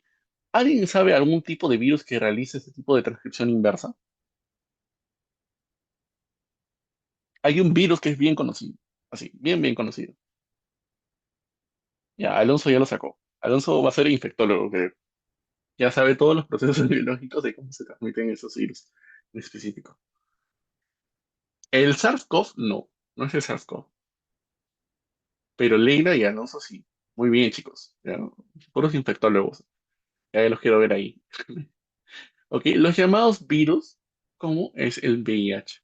El VIH es el más conocido que realiza este proceso de transmisión inversa. ¿Por qué? Los virus, en cierta manera, no son seres vivos. Eso también tengan en cuenta. No son seres vivos. No son seres vivos. Solo poseen lo que vendría a ser un ARN. Son un ARN en su naturaleza, en todo lo que vendrá a ser su cápside del virus. ¿Ok? Este ARN como tal, en este caso por el VIH, ¿ok? Va a infectar a lo que vendrá a ser la célula. O sea, acá está nuestra celulita, tiene su ADN bonito y va a entrar el virus del VIH. Sobre todo un tipo de célula en específico. Son los llamados leucocitos. ¿Ok? Los leucocitos. Entra el VIH e inserta, ¡paj! Mete su ADN, ARN. Este ARN viene con proteínas. Y hay una proteína llamada la transcriptasa inversa. ¿Ok? Una proteína llamada transcriptasa inversa. Y hace que este ADN se transforme en ADN. ¿Y por qué hace esto? Porque justamente el ADN del virus se fusiona con el ADN de la célula y se transforma en uno solo, un ADN infectado. Y este ADN infectado hace que se produzcan más virus del VIH. Más virus del VIH. ¿Para qué? Para que infecten al cuerpo humano. ¿Ok? Para que infecten al cuerpo humano. Eso es lo que se genera a partir del VIH. Y es por eso que el VIH a lo mejor ustedes habrán visto que es una enfermedad casi incurable, ¿no? Casi, ¿ok? Casi incurable. ¿Ok? Por este motivo, que se mete y se infecta dentro de lo que vendrá a ser el material genético. Ya no es algo tan sencillo de manejar. Una bacteria puede infectar una célula a través de ello, ¿no? Y puede enfermarla, etc. Pero un virus puede meterse en el material genético y comenzar a replicarse, comenzar a hacer como que esta fuera su fábrica de virus. Entonces, es por ello lo difícil. Pero hay tratamientos del VIH que sí. No, solamente el VIH, Braulio. No todos los virus. Solamente el VIH. ¿Ok? Solamente el VIH. Porque el VIH es un retrovirus. El VIH tiene la transcriptasa inversa. No todos los virus hacen esto. ¿Ok? No todos los virus hacen eso. Solamente el VIH. Hay otros virus más, sí, pero ahorita no recuerdo muy bien la verdad. Pero el que más implicancia tiene clínica es justamente el VIH. El VIH sí realiza lo que vendrá a ser la transcripción inversa. ¿Ok? Solamente para poder explicarles, ¿no? Esta pequeña parte. Esto creo que ya lo vimos, solamente lo vamos a volver a repetir rápidamente, porque hay algo que debemos chequear ahí necesariamente. ¿Ok? ¿Qué es? Justamente nuestro tema es acerca de los cromosomas, ¿cierto? Los cromosomas. Entonces acá están justamente las fases de mitosis. Tenemos a la profase, prometafase, metafase, anafase y telofase. Ustedes ya saben, ¿no? La profase, los cromosomas se condensan, se forma el oso mitótico. Prometafase, la membrana nuclear se desintegra, los cromosomas se dispersan. Metafase, ¿qué es lo que sucedía? Los cromosomas, ¿en dónde se van? Al plano. ¿A dónde se van, chicos? Al plano Ecuatorial. Ecuatorial. ecuatorial, al plano ecuatorial. ¿Ok? Y luego el uso mitótico en los polos. En la anafase hay una disyunción de las cromátides hermanas. Y de las cromátides hermanas. En la telofase, nuevamente se vuelve a integrar el núcleo celular, los cromosomas se descondensan y el citoplasma se comienza a dividir, ¿no? A través de la citocinesis. ¿Ok? Ahora, yo les había mencionado esto, ¿cierto, chicos? Yo les había mencionado esto que era importantísimo también, que es justamente esto, ¿no? Tenemos el ADN. El ADN es larguísimo, ¿ok? Pero este ADN tiene que estar condensado en nuestro núcleo, porque nuestro núcleo es algo un poco más compacto y un poco más pequeño. Entonces, justamente este proceso se le llama condensación del ADN. ¿Ok? Condensación del ADN. O sea, como el ADN, de ser una hebra tan larga, tan larga, puede condensarse en algo microscópico, como son los cromosomas, para que se facilite el proceso de división celular. ¿Ok? Primero lo siguiente. El ADN se comienza a elongar. ¿Ok? Y va a comenzar a condensarse a través de lo que vendrán a ser los llamados nucleosomas. ¿Qué es un nucleosoma? Y acá está bien. El ADN comienza a enrollarse y se comienza a formar los famosos nucleosomas, que son estas cosas de acá. Ustedes pueden observar. Los nucleosomas, chicos, son básicamente estructuras de ADN envueltas a través de una proteína. ¿Cómo se llama esta proteína, chicos? Se le llama histona. O sea, la combinación de ADN con histonas son los llamados nucleosomas. ¿Ok? Nucleosomas. No son nucleótidos, son nucleosomas. ¿Ok? Los nucleosomas es justamente la combinación de ADN más histonas. Recuerden esto, ¿ya? ADN más histonas. Pero hablemos un poquito más acerca de las histonas, que son estas proteínas. ¿Ok? Son proteínas que van a compactar y proteger al ADN. Son de 5 tipos. La H1, H2A, H2B, H3 y H4. Siempre se van a juntar en pares. Y siempre en cada nucleosoma voy a ver 8 histonas. ¿Ok? 8 histonas y ahí principales. Y ahí los pueden observar, ¿no? Por ejemplo, tenemos dos H2A, tenemos dos H3, tenemos dos H4 y tenemos dos H2B y H2B. Siempre se juntan en esos pares. ¿Ok? Y ahí pueden ver cómo el ADN comienza a elongarse, comienza a condensarse y hace como si fuera un ovillo de lana, ¿no? Más o menos como las abuelitas que tienen sus ovillos de lana, así, ¿no? Y acá hay una porción de DNA conector. Y ustedes se preguntarán, ¿y dónde está la H1? ¿Por qué me explicas que hay una histona llamada H1, sin embargo no la veo acá? La H1 principalmente se encarga de proteger estas masas, ¿ok? Solamente hay una H1. Y esta se encarga más o menos de proteger, ¿ok? Como que tipo de unirla a estas histonas, a estos grupos de histonas. De eso se encarga la H1, de proteger. Solamente hay una H1 en cada nucleosoma. Los demás están en pares, excepto la H1, que se encarga nada más de condensarla, ¿sí? Y ya está. Pero recuerden, ¿ya? ADN, de ADN pasaban los nucleosomas. Y luego, ¿qué sigue de los nucleosomas? Sigue la llamada cromatina, ¿ya? Cromatina. Y acá está, chicos. La cromatina, que lo pueden colocar como título, cromatina, es básicamente porciones de ADN condensadas. Y esto es la que más se ve a nivel celular. O sea, cuando nosotros chequeamos en el microscopio, ustedes pueden ahí ver el núcleo. Cuando vean el núcleo, van a ver pedazos o porciones en el propio núcleo que se ven más oscuras, ¿ok? Que son estas porciones de acá, más oscuras. Todo esto que ustedes pueden ver acá, chicos, es el ADN, pero no es un ADN como tal descondensado, sino es un ADN totalmente condensado, ¿ok? Condensado a las paredes del núcleo, ¿no? Todo esto que estoy señalando de color negrito es la llamada cromatina. Es la forma más básica de cómo ustedes van a poder chequear en muchas láminas. ¿Ok? Inclusive cuando vean láminas ahí histológicas, van a poder verlo así, como cromatina. ¿Ok? La cromatina, como tal, tiene dos porciones, la eucromatina y la heterocromatina. La eucromatina, ¿ok? Eucromatina es la porción de cromatina activa. Esta es la que se va a transcribir, esta es la que se va a traducir. ¿Ok? Acá está. Se puede transcribir y traducir. Esta es la porción como tal que me va a expresar características genéticas y siempre las voy a encontrar por fuera. O sea, todas estas porciones que ustedes pueden ver acá, de ADN como que tipo algo salido, como estos bracitos, es la eucromatina. ¿Ok? La eucromatina, que son porciones del ADN que se van a transcribir. O sea que sí o sí me van a dar esta información genética o se van a transformar en aminoácidos. Y la heterocromatina es la que vemos más pegada al núcleo, que es toda esta porción acá. Es chiquita, ¿ya? Es chiquita. Pero es una cromatina inactiva. No se puede llegar a transcribir. ¿Ok? No es que todo nuestro ADN se va a transformar en aminoácidos. No. Solo hay porciones de ADN que sí tienen como tal una validez genética. Y sí van a transformarse en algo. Se van a transformar en aminoácidos y van a darme ciertas estructuras. Esta heterocromatina se divide en dos. La facultativa y la constitutiva.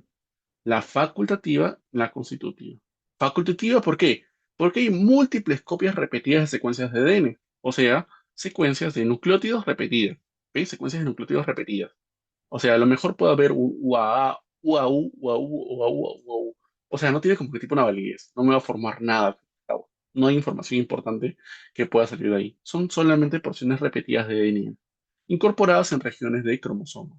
Ahorita vamos a chequear, por ejemplo, tenemos como ejemplo al ADN satélite dentro de estas porciones facultativas. Y la constitutiva, ¿qué es? Es un estado reversible. O sea, este sí tal vez se puede transformar en una cromatina. ¿Ok? Son genes de tejido en específico, que pueden activarse o no pueden activarse. Y justamente acá vamos a encontrar uno en específico, que se encuentra en el cariotipo femenino. ¿Ok? En el cariotipo femenino. Y les pregunto a ustedes, ustedes han llevado biología, ¿verdad? ¿Ya han llevado biología? ¿Sí o no? Responda. Presencial, importante. ¿Han llevado biología presencial, chicos? Y hemos llevado. Sí. Ya han llevado o no. Ya. ¿Con quién han llevado biología, chicos? Con la doctora Chambers, con todos ellos. Porque ustedes, la mayoría creo que son de Chambers. la. Ya muy bien. Chambers Corazón. El doctor Santayana, ya muy bien. Ya ustedes habrán recordado en esos momentos de laboratorio que eran felices y todo, que hicieron un experimento, ¿no? En el cual, en este caso, una compañera mujer, se le pasó un hisopo por la zona de las mejillas, ¿no es cierto? ¿Hicieron eso o no hicieron eso? ¿Sí? Re- No, nos pusieron el cuerpo de bar de una gata, si no me equivoco. A De una nosotros al gata. menos. Sí, ¿Qué? algo así fue. Oye, Es qué que raro. tuvimos laboratorios presenciales, pero también virtuales por todos los feriados. Ah, ya, ya, bueno. Pero bueno, los que tuvieron la oportunidad, como Angélica, Alonso, todo chévere, ahí han puesto el hisopo en lo que vendrá a ser la mejilla de su compañero, ¿no? Y habrán chequeado. O bueno, en este caso, nuestra compañerita, que ha tenido la suerte de hacerlo de un gatito, ha visto, ¿no es cierto? Entonces, cuando ustedes chequearon, ustedes vieron algo llamado corpúsculo de Barr. ¿Recuerdan, no es cierto? Que ustedes veían una porción en el núcleo, que era como que tipo una puntita ahí. ¿Se acuerdan de eso, verdad? Ya, ¿qué es lo que sucede? Como yo les había mencionado en los cromosomas, nosotros tenemos 23 cromosomas. Perdón, 46 cromosomas. O 23 pares de cromosomas. 23 pares de cromosomas. Estos 46 cromosomas hay un par que es el par sexual. ¿Ok? En este caso, para que se exprese como hombre, tiene que ser X, Y. Y para que se exprese como mujer, X, X. ¿Ok? Pero ¿qué es lo que sucede en particular con las mujeres? Las mujeres como tal tienen toda la información acerca del genotipo, fenotipo, acerca de todo ello de características sexuales, que solamente es necesario expresar un cromosoma, que es un X. Pero ¿qué es lo que pasa con ese otro cromosoma X? Este otro cromosoma X como tal se va a inactivar y se va a convertir en heterocromatina. Y a eso se le llama corpúsculo de Barr. O sea, es un cromosoma X inactivo. Es un cromosoma X que está ahí por si acaso, pero está inactivo. Y está justamente en las células femeninas. Y es por eso que en muchas células femeninas ustedes van a observar el famoso corpúsculo de Barr. ¿Ok? Corpúsculo de Barr, que es una porción o un cromosoma X inactivo. Ahí. Y eso se le llama heterocromatina constitutiva, corpúsculo de Barr. Hasta ahí, chicos. Todo bien, todo tranquilo, todo chévere. ¿Se entendió?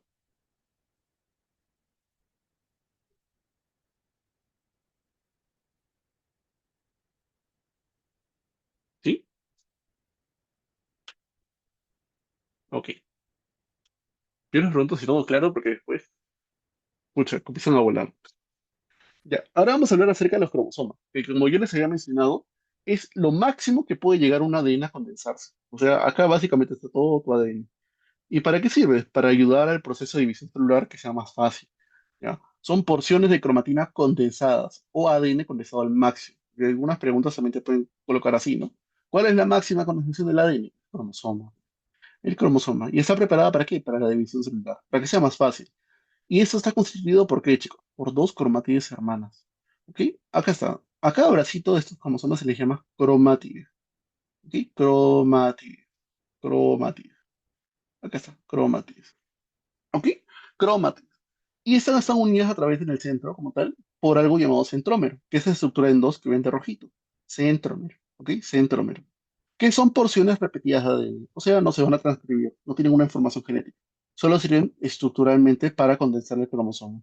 Eso es un centrómero. Es la porción central del cromosoma. ¿Ya? En los extremos de cada cromosoma, acá, ¿ok? En esos extremos de cada cromosoma, en las patitas de los cromosomas, tenemos una porción en específico. ¿Cómo se llama? Se le llama telómero. ¿Ok? Telómero. Las porciones más distales son los llamados telómeros. ¿Y con qué está relacionado, chicos? Con el llamado envejecimiento celular, que también es una teoría interesante, ¿ya? Ustedes lo habrán leído a lo mejor en biología, etc. Pero eso también lo voy a volver a explicar acá. Rápidamente. Básicamente se refiere que estas porciones de cromosomas nos indican qué tan viejitas son nuestras células, qué tantas divisiones celulares hizo nuestras células. Porque como yo les había mencionado, las células constantemente están en división, ya sea la célula de tu piel, la célula de cualquier tipo está constantemente en división. ¿Ya? Entonces, ¿cómo yo puedo saber si esta célula ha hecho muchas divisiones o pocas divisiones? Básico. Porque al momento de formar cada cromosoma, estos telómeros se van a ir acortando. Entonces, ¿a qué se refiere con esto? Las células envejecen conforme a sus telómeros comiencen a reducirse. ¿Ya? Los telómeros me indican eso. Exacto, Mari, como tú lo mencionas, ¿no? Mientras más largo sea esta célula, es más joven, ¿ok? Pero mientras más corto sea, se hace más viejito. Y es por eso que yo les menciono. Y justamente hay una enzima llamada telomerasa, que es una enzima implicada en el mantenimiento del telómero. Y ustedes pueden observar acá, ¿no? En cada división celular, los telómeros, como tal, o estas porciones distales de los cromosomas se van a ir acortando. Ustedes pueden observar acá, ¿no? Por ejemplo, esto es una célula que recién inició su división celular. Esta es una célula que ha hecho ya 20 divisiones celulares. Una célula que ha hecho 100.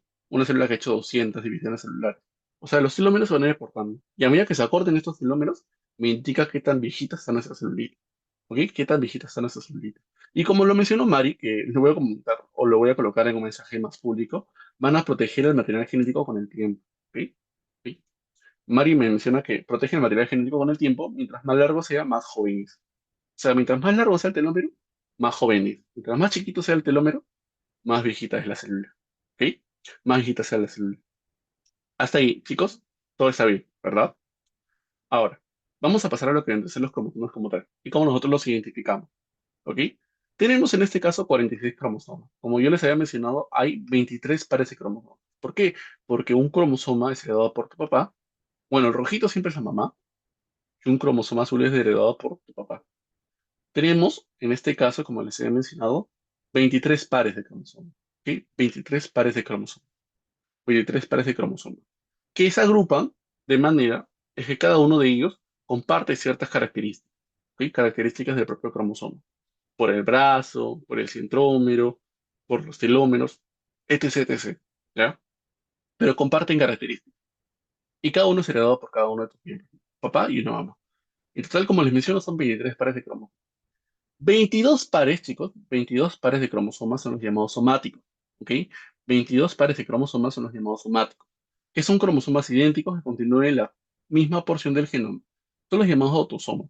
¿Por qué esos se llaman así, chicos? Porque estos 22 pares de cromosomas son los llamados somáticos. Porque básicamente me van a dar la mayor parte de información genética que nosotros necesitamos en nuestro cuerpo, excepto las características sexuales. ¿Ok? ¿Por qué? Porque los cromosomas sexuales solamente pertenecen al último par. ¿Y cuáles son estos, chicos? O bien ese cromosoma X o bien ese cromosoma Y. Entonces tenemos dos combinaciones. Si en este caso tenemos a un varón, tendríamos lo siguiente. Tendríamos un cromosoma X y un cromosoma Y. Si tuviéramos a una mujer, dos cromosomas X. ¿Ok? Dos cromosomas X. Aquí está. Mujeres, dos cromosomas X. Hombres, un cromosoma X y un cromosoma Y. Quien le da esas características al hombre como tal de ser hombre, físicamente y genotípicamente, es el cromosoma Y.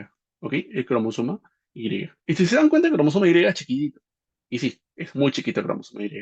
A comparación de su hermano, que es el cromosoma X, que es más grande. ¿Ok? Es más grande. Y eso va a dar esas características. ¿Ok? ¿Se entendió, chicos? 22 cromosomas somáticos y un par sexual. Este par sexual puede ser un cromosoma X o un cromosoma Y. ¿Ya? Sí, ¿no? Más o menos. Sí, ¿no?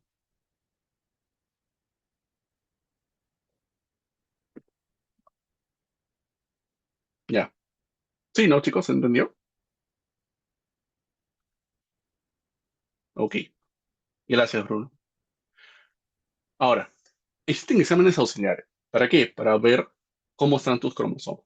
Ok. Existen algunas enfermedades como tal que se pueden detectar a simple vista solamente viendo los cromosomas.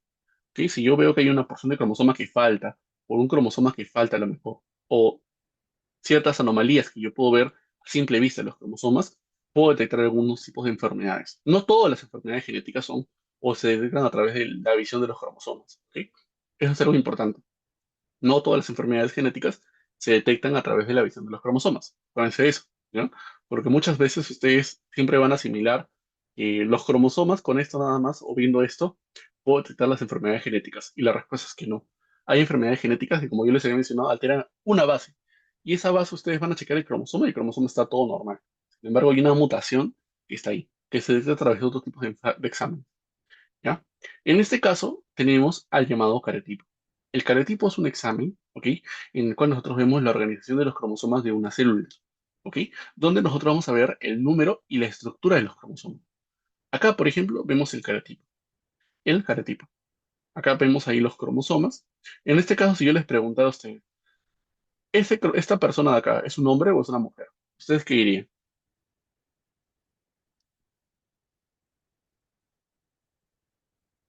Ya, ahí tengo una respuesta. Muy bien, Adriana. Tu respuesta está bien. ¿Alguien más? Anímese, chicos. ¿Esto es un hombre o una mujer? Muy bien, están muy, muy bien. Todo chévere. Y la respuesta es que esta persona es un hombre. ¿Por qué es un hombre? Miren, chicos, acá tenemos nuestros 22 pares de cromosomas somáticos. Pero acá está el par sexual. Y si se dan cuenta, el par sexual está agrupado de manera diferente, de diferentes tamaños. Ayer. Porque este es el cromosoma Y y este es el cromosoma X. Como yo les he mencionado, el cromosoma Y es más chiquito. No es que no sea poderoso, es poderoso, pero chiquito. ¿Ya? El poderoso es poderoso, pero chiquito. Acá está el cromosoma Y. Y este es el cromosoma X, que es un poco más grande. Entonces este es un hombre. ¿Ya? Este es un hombre. Pero ¿cómo es que yo tengo este examen? ¿Cómo yo puedo visualizar a los cromosomas de esta manera? Eso se realiza de la siguiente manera. ¿Ok? Vamos a sacar 5 milímetros de sangre venosa. Esto lo vamos a adicionar a un medio de cultivo, que es en este caso la fitohemoglutinina y medio de cultivo. O sea, básicamente lo que nosotros vamos a hacer es que nuestras células comiencen a replicarse, comiencen a hacer una división celular, una mitosis. ¿Ok? Ahora, ¿qué es lo que sucede? Vamos a incubarlo a 37 grados durante 3 días. ¿Por qué 37 grados? Recuerden, es la temperatura corporal. O sea, estamos simulando como si fuera un cuerpo humano, para que nuestras células se dividan de una manera tranquila. ¿Ya? Luego vamos a adicionar colchicina. La colchicina me ayuda a que las células detengan en cierto proceso su división celular. ¿Ok? En cierta parte de la división celular las va a detener. Y el suero salino hipotónico va a generar que mi célula explote. ¿Ok? Genera que la célula explote. Y solamente queden dispersos los cromosomas. Yo les pregunto a ustedes, chicos. Como yo les había mencionado, hay una parte de la división celular que me permite ver súper bien a los cromosomas. Ustedes, de todas estas fases de la división celular, ¿cuál creen que sea la mejor para poder visualizar cromosomas? Miren, ahí pueden ver diferentes fases. Elijan una. ¿Cuál ustedes elegirán a la célula como tal? Ahí tienen ahí a su microscopio, están ahí todo chévere en el medio de cultivo y todo eso. Y ustedes están ahí chequeando todas las células. Están en diferentes fases celulares. Hay una célula que está en profase, otra que está en prometafase, otra que está en metafase, otra que está en anafase y otra que está en telofase, que está dividiendo el citoplasma. ¿Ustedes cuál elegirían para decir, ay, ya voy a agarrar esta celulita? Muy El bien. La respuesta es metafase. la, muy bien. La metafase para todos es la más importante y es la que se ve mucho mejor, ¿no es cierto? Los cromosomas se alinean en la placa ecuatorial y están ahí unidos, ¿ya? Entonces yo voy a checar a la célula que está en metafase, ¿ok? Voy a agarrar a la célula que está en metafase, voy a checar en el microscopio y veo. Y le inyecto el suelo salino hipotónico.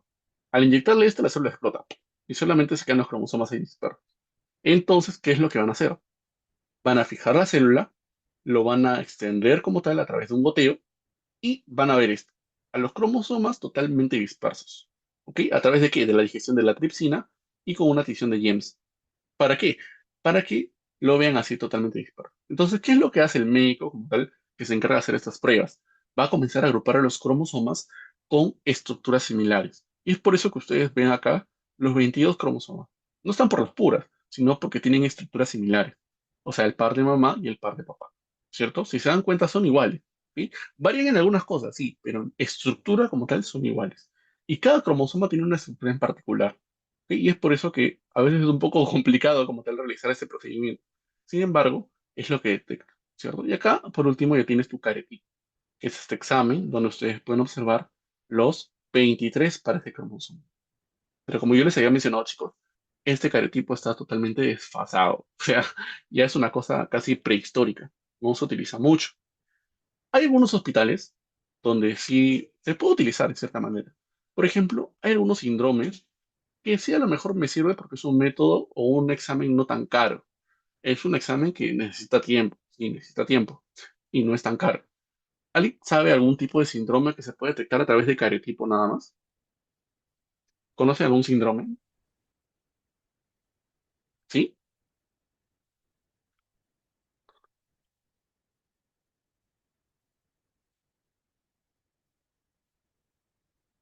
Muy bien. El síndrome de Down, por ejemplo, es un síndrome que nosotros podemos detectar a través del cariotipo. ¿Por qué? El síndrome de Down, ahora ustedes lo van a conocer como trisomía 21. ¿Por qué? Porque en el par 21, ok, en el par 21 que es este de acá, se añade un cromosoma más. Entonces es fácil, ¿no es cierto? Lo puedo diagnosticar así a simple vista, a través de cariotipo nada más. Ah, ya. Esto es un síndrome de Down. ¿Por qué? Porque tiene otro par ahí. Es una trisomía del 21, pero tres cromosomas 21, que no es normal. Eso es el síndrome de Down. Hay otros síndromes, como el síndrome de Patau o el síndrome de Edward, que es una trisomía del 14 o del 13, ya del 14 y el 13. Eso es así, rápidamente. Pero como les menciono, los carotipos hoy en día no son tan buenos, ¿no? Sobre todo para trabajo de investigación y todo ello, a lo mejor no es tan eso. Y no, puede ser que tampoco no sea tan preciso, porque va a necesitar de una persona totalmente experimentada en estas fases de calotipo. ¿Ok? Ya que los pueden observar, ¿no? Diferentes tipos de pares o diferentes tipos de exámenes, ¿no? Acá en este caso ustedes pueden observar lo siguiente. Acá pueden observar cromaties, solo cromaties, y acá podemos observar cromosomas, ¿cierto? Agrupaciones de cromosomas. ¿Existe alguna diferencia entre estos dos tipos de carotipos? La respuesta es que sí, ¿no? Son iguales. Uno hoy vemos cromaties y otro vemos cromosomas. Por lo general, esto es más fácil de sacar, ¿cierto? Porque ustedes ya saben, la mayoría de células van a realizar el proceso de mitosis, ¿cierto? Entonces se separan en cromátides. Ya que están, las cromátides hermanas. Ya que están los cromosomas. Y así es como se catalogan antiguamente, el 2N y 4C. ¿Por qué? Porque son cuatro cromátides y dos pares de cromosomas. Ya que está. Dos pares, pero solamente hay dos cromátides para cada lado. ¿Ya? Eso es básicamente. No detallo mucho porque ya no es tan importante chequear mucho los carotipos. O sea, ya están totalmente desfasados. Existen otros términos, otras como tal técnicas, como son la hibridación in situ fluorescente o la llamada IF, ¿ok? La IF, que básicamente lo que permite es la detección de las secuencias específicas de ADN marcadas con fluorescencia. O sea, es mucho más preciso que un cariotipo, ¿no? Yo realizo el mismo procedimiento, fijo las células, voy a chequearlas y todo ello, pero ya no es necesario que yo espere a que estén en metafase para poder sacarlas, ¿no? Inclusive acá está, ¿no? Los IF no necesitan divisiones de células o no necesitan células en división. O sea, no tengo que esperar como el medio de cultivo de acá, que era a través de cariotipo, para poder realizar estos exámenes. Yo puedo chequearlos a simple vista. Puedo agrupar las células, agrupo estas cromátides como tal totalmente condensadas y voy a comenzar a teñirlas a través de fluorescencia. Y esta fluorescencia me indica, ya, aquí hay una alteración. Por ejemplo, acá ustedes pueden observar los cromosomas, ¿ok? Y estos cromosomas aplican una tinción en especial. Se espera un tiempo, se activa una luz especial, que es un microscopio que está en un cuarto oscuro prácticamente, y lo chequean. y ahí pueden observar cómo los cromosomas tienen azul. Sin embargo, hay dos cromosomas acá chiquitos que están teniendo otro color. ¿Por qué sucede esto? Porque un cromosoma como tal a lo mejor tiene alguna alteración estructural que nosotros no podemos ver. En el cariotipo, por ejemplo, yo le puedo sacar un examen a una persona o a alguno de ustedes. Le saco un examen y su cariotipo está normal. Sin embargo, hay una alteración ahí puntual o específicamente una base nitrogenada o a lo mejor hay un cambio de bases, etc, etc. Y justamente esto me permite chequearlo, ¿no? Porque me dice, oye, acá hay una alteración. Ah, ya, es más preciso, pues, ¿no? Pero obviamente está más caro, porque tener un microscopio de ese estilo es caro. ¿Ya? Yo se lo sigo porque justamente yo, cuando hice una pasantía, me recuerdo en Brasil, de trabajo de investigación por la parte de IFIMSA, este, chequé estos tipos de microscopios, ¿no? Que eran microscopios por fluorescencia y se podían checar algunos tipos de enfermedades, etc. Pero son caritos de mantener, ¿sí? Son caritos de mantener. Y es por eso que muchos sitios de Perú no tienen esto. Y si tienen para realizar esos exámenes, estará ¿cuánto? En dólares, creo. Porque en soles no creo. ¿Y para qué sirve? Para determinar hemopatías, diagnósticos prenatales, estudios de alteraciones genéticas. ¿Ok? Para eso sirve. ¿Ya, chicos? Para eso sirve. Y son utilizadas a través de estas sondas, ¿no? Sondas centroméricas, sondas de pintado cromosómicos y secuencias específicas. O sea, yo puedo ver alguna alteración del cromosoma como tal estructural. A lo mejor le falta una porción de telómero, a lo mejor su centrómero está mal ubicado, a lo mejor tiene una patita más larga que otra, etc, etc. Y puede expresar diferentes tipos de enfermedades. ¿Ya? A través de centrómeros, que puede detectar de monosomías y trisomías, o de secuencias específicas. Y por último tenemos la HCG, ¿ok? Ya en su curso lo van a detallar mucho más, que es la hibridación competitiva entre ADN tumoral y normal, usando fluorocromos. Esto se utiliza a través de un ADN normal, o un ADN de la persona que se está haciendo el examen, y un ADN que ya tienes en el laboratorio. Se juntan, se hibridan, etc., etc., y tú los comparas. O sea, comparas un ADN base, un ADN que es el del paciente. Los vas comparando. ¿Ya? ¿Para qué sirve más que este tipo de técnica? Para el estudio de neoplasias o cánceres, tumores sólidos. ¿Ok? Me permite amplificar todas esas zonas de acá. Como yo les menciono, estas técnicas no requieren de la mitosis ni metafase. Por ende, no requiere un cultivo celular. Es más rápido, pero más costoso. Esas son las dos técnicas, el HIPS y el HCG. ¿Se entendió, chicos? ¿Todo bien? ¿O los he mareado mucho? ¿Qué sería? ¿Todo tranquilo? ¿No, Daniel? ¿Sí? Ah, sí, tengo una duda. ¿El término in situ, a qué se refiere? Y sitio es el mismo sitio, o sea, es específico. Por ejemplo, yo puedo tener una porción. Ahorita vamos a chequear un poco más acerca de la nomenclatura de los cromosomas, pero hay regiones en específico que pueden expresar algún tipo de enfermedad. Y se ha descubierto. Por ejemplo, qué sé yo. Imagínate que hay una enfermedad que es la enfermedad, qué sé yo, la enfermedad A. Ya, esta enfermedad A se ha descubierto a través de investigaciones científicas que afectan el cromosoma 6, pero no en todo el cromosoma 6, sino en una región del cromosoma 6. Y vamos a checar que existen bandas y subbandas, o sea, porciones en específico de esa región. A lo mejor de todo el cromosoma, la alteración está acá, está en esta patita de acá. Acá, nada más. Como yo te menciono, en el cariotipo se puede ver normal, porque no hay una alteración en la forma, no hay alteración en nada, solamente hay una alteración acá. Entonces, esta fluorescencia indica que va a ser in situ, solamente va a teñir esta porción. Y los cromosomas afectados los va a teñir completamente. Por eso se llama in situ, porque es precisa. O sea, ese es el término de in situ. ¿Se entendió mejor? Sí, gracias, muchas gracias. Sí, Mari. O sea, básicamente la HGC se refiere a una técnica en la cual tú tienes un ADN de una persona o un paciente y se compara con el ADN, se puede decir, base que tiene en el laboratorio. Ambos se hibridan y yo voy a comparar estos dos ADN a través de un mapeo. Y acá está. Como yo les menciono, ustedes lo van a ver mejor y lo van a chequear mucho mejor en los laboratorios de genética que ustedes van a tener en la universidad. Porque en Bizancio no tenemos tanta tecnología y tantos exámenes, ¿no? Los doctores sí, como son genetistas, ya tienen algunos exámenes de algunos pacientes y les van a hacer chequear. Pero el HCG básicamente es, comparan un ADN enfermo con un ADN base y van a comparar esta secuencia genética. A lo mejor hay una alteración específica, ¿no? Y te compara, pues, imagínate, ANA y ADNB. Acá hay una alteración y acá no se ve esa alteración. Ahí, esta persona está enferma porque hay una porción más de acá. Algo así. Es la hibridación genómica comparada. Sí. No te preocupes, Mari. Como yo les menciono, estas técnicas lo van a checar más en los laboratorios que ustedes van a tener porque los doctores tienen pacientes. Y estos pacientes les pueden mostrar algunos exámenes y ustedes van a checar, ah, ya, por este motivo. Pero básicamente el HCG es comparar un ADN enfermo con un ADN base. Y así yo puedo chequear, ah, ya, esta persona tiene una alteración acá. Ahora, chicos, pregunta número 3. ¿Cuál es la respuesta?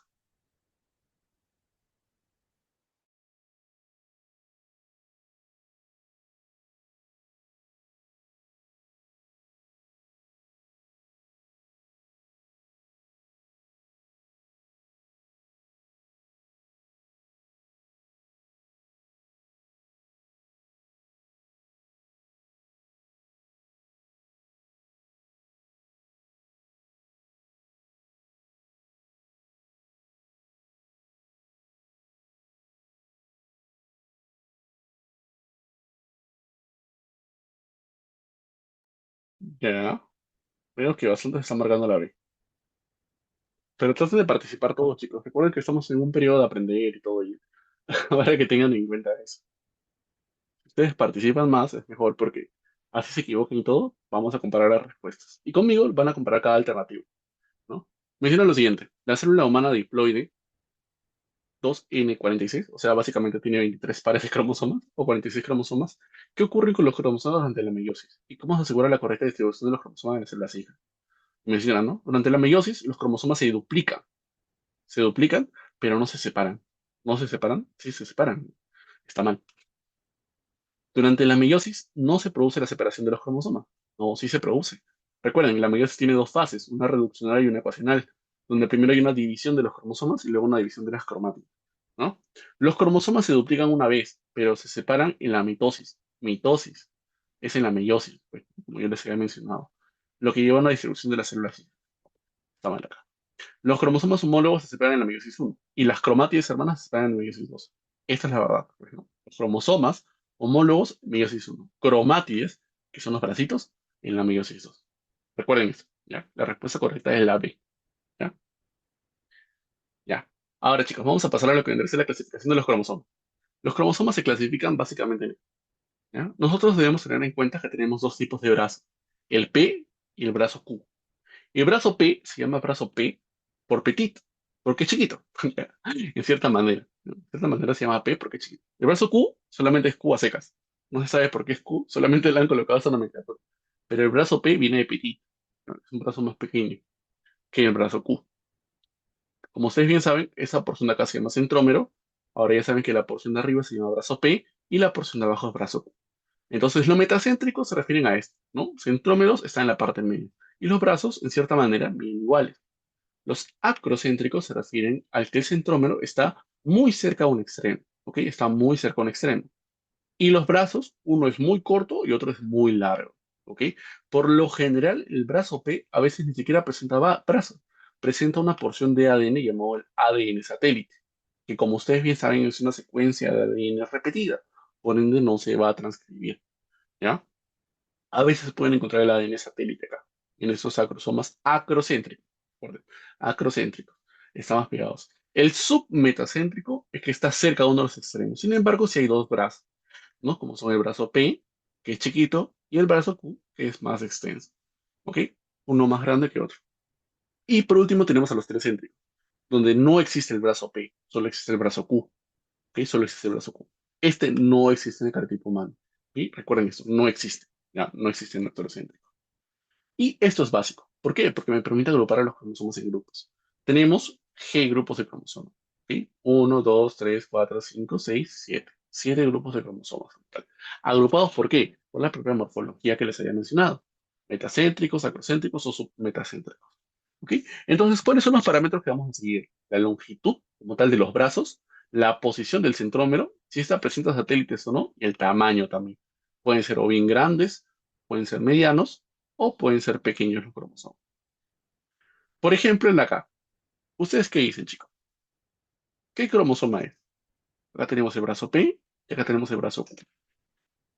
Y en el centro, el centrómero. ¿Qué tipo de cromosoma es?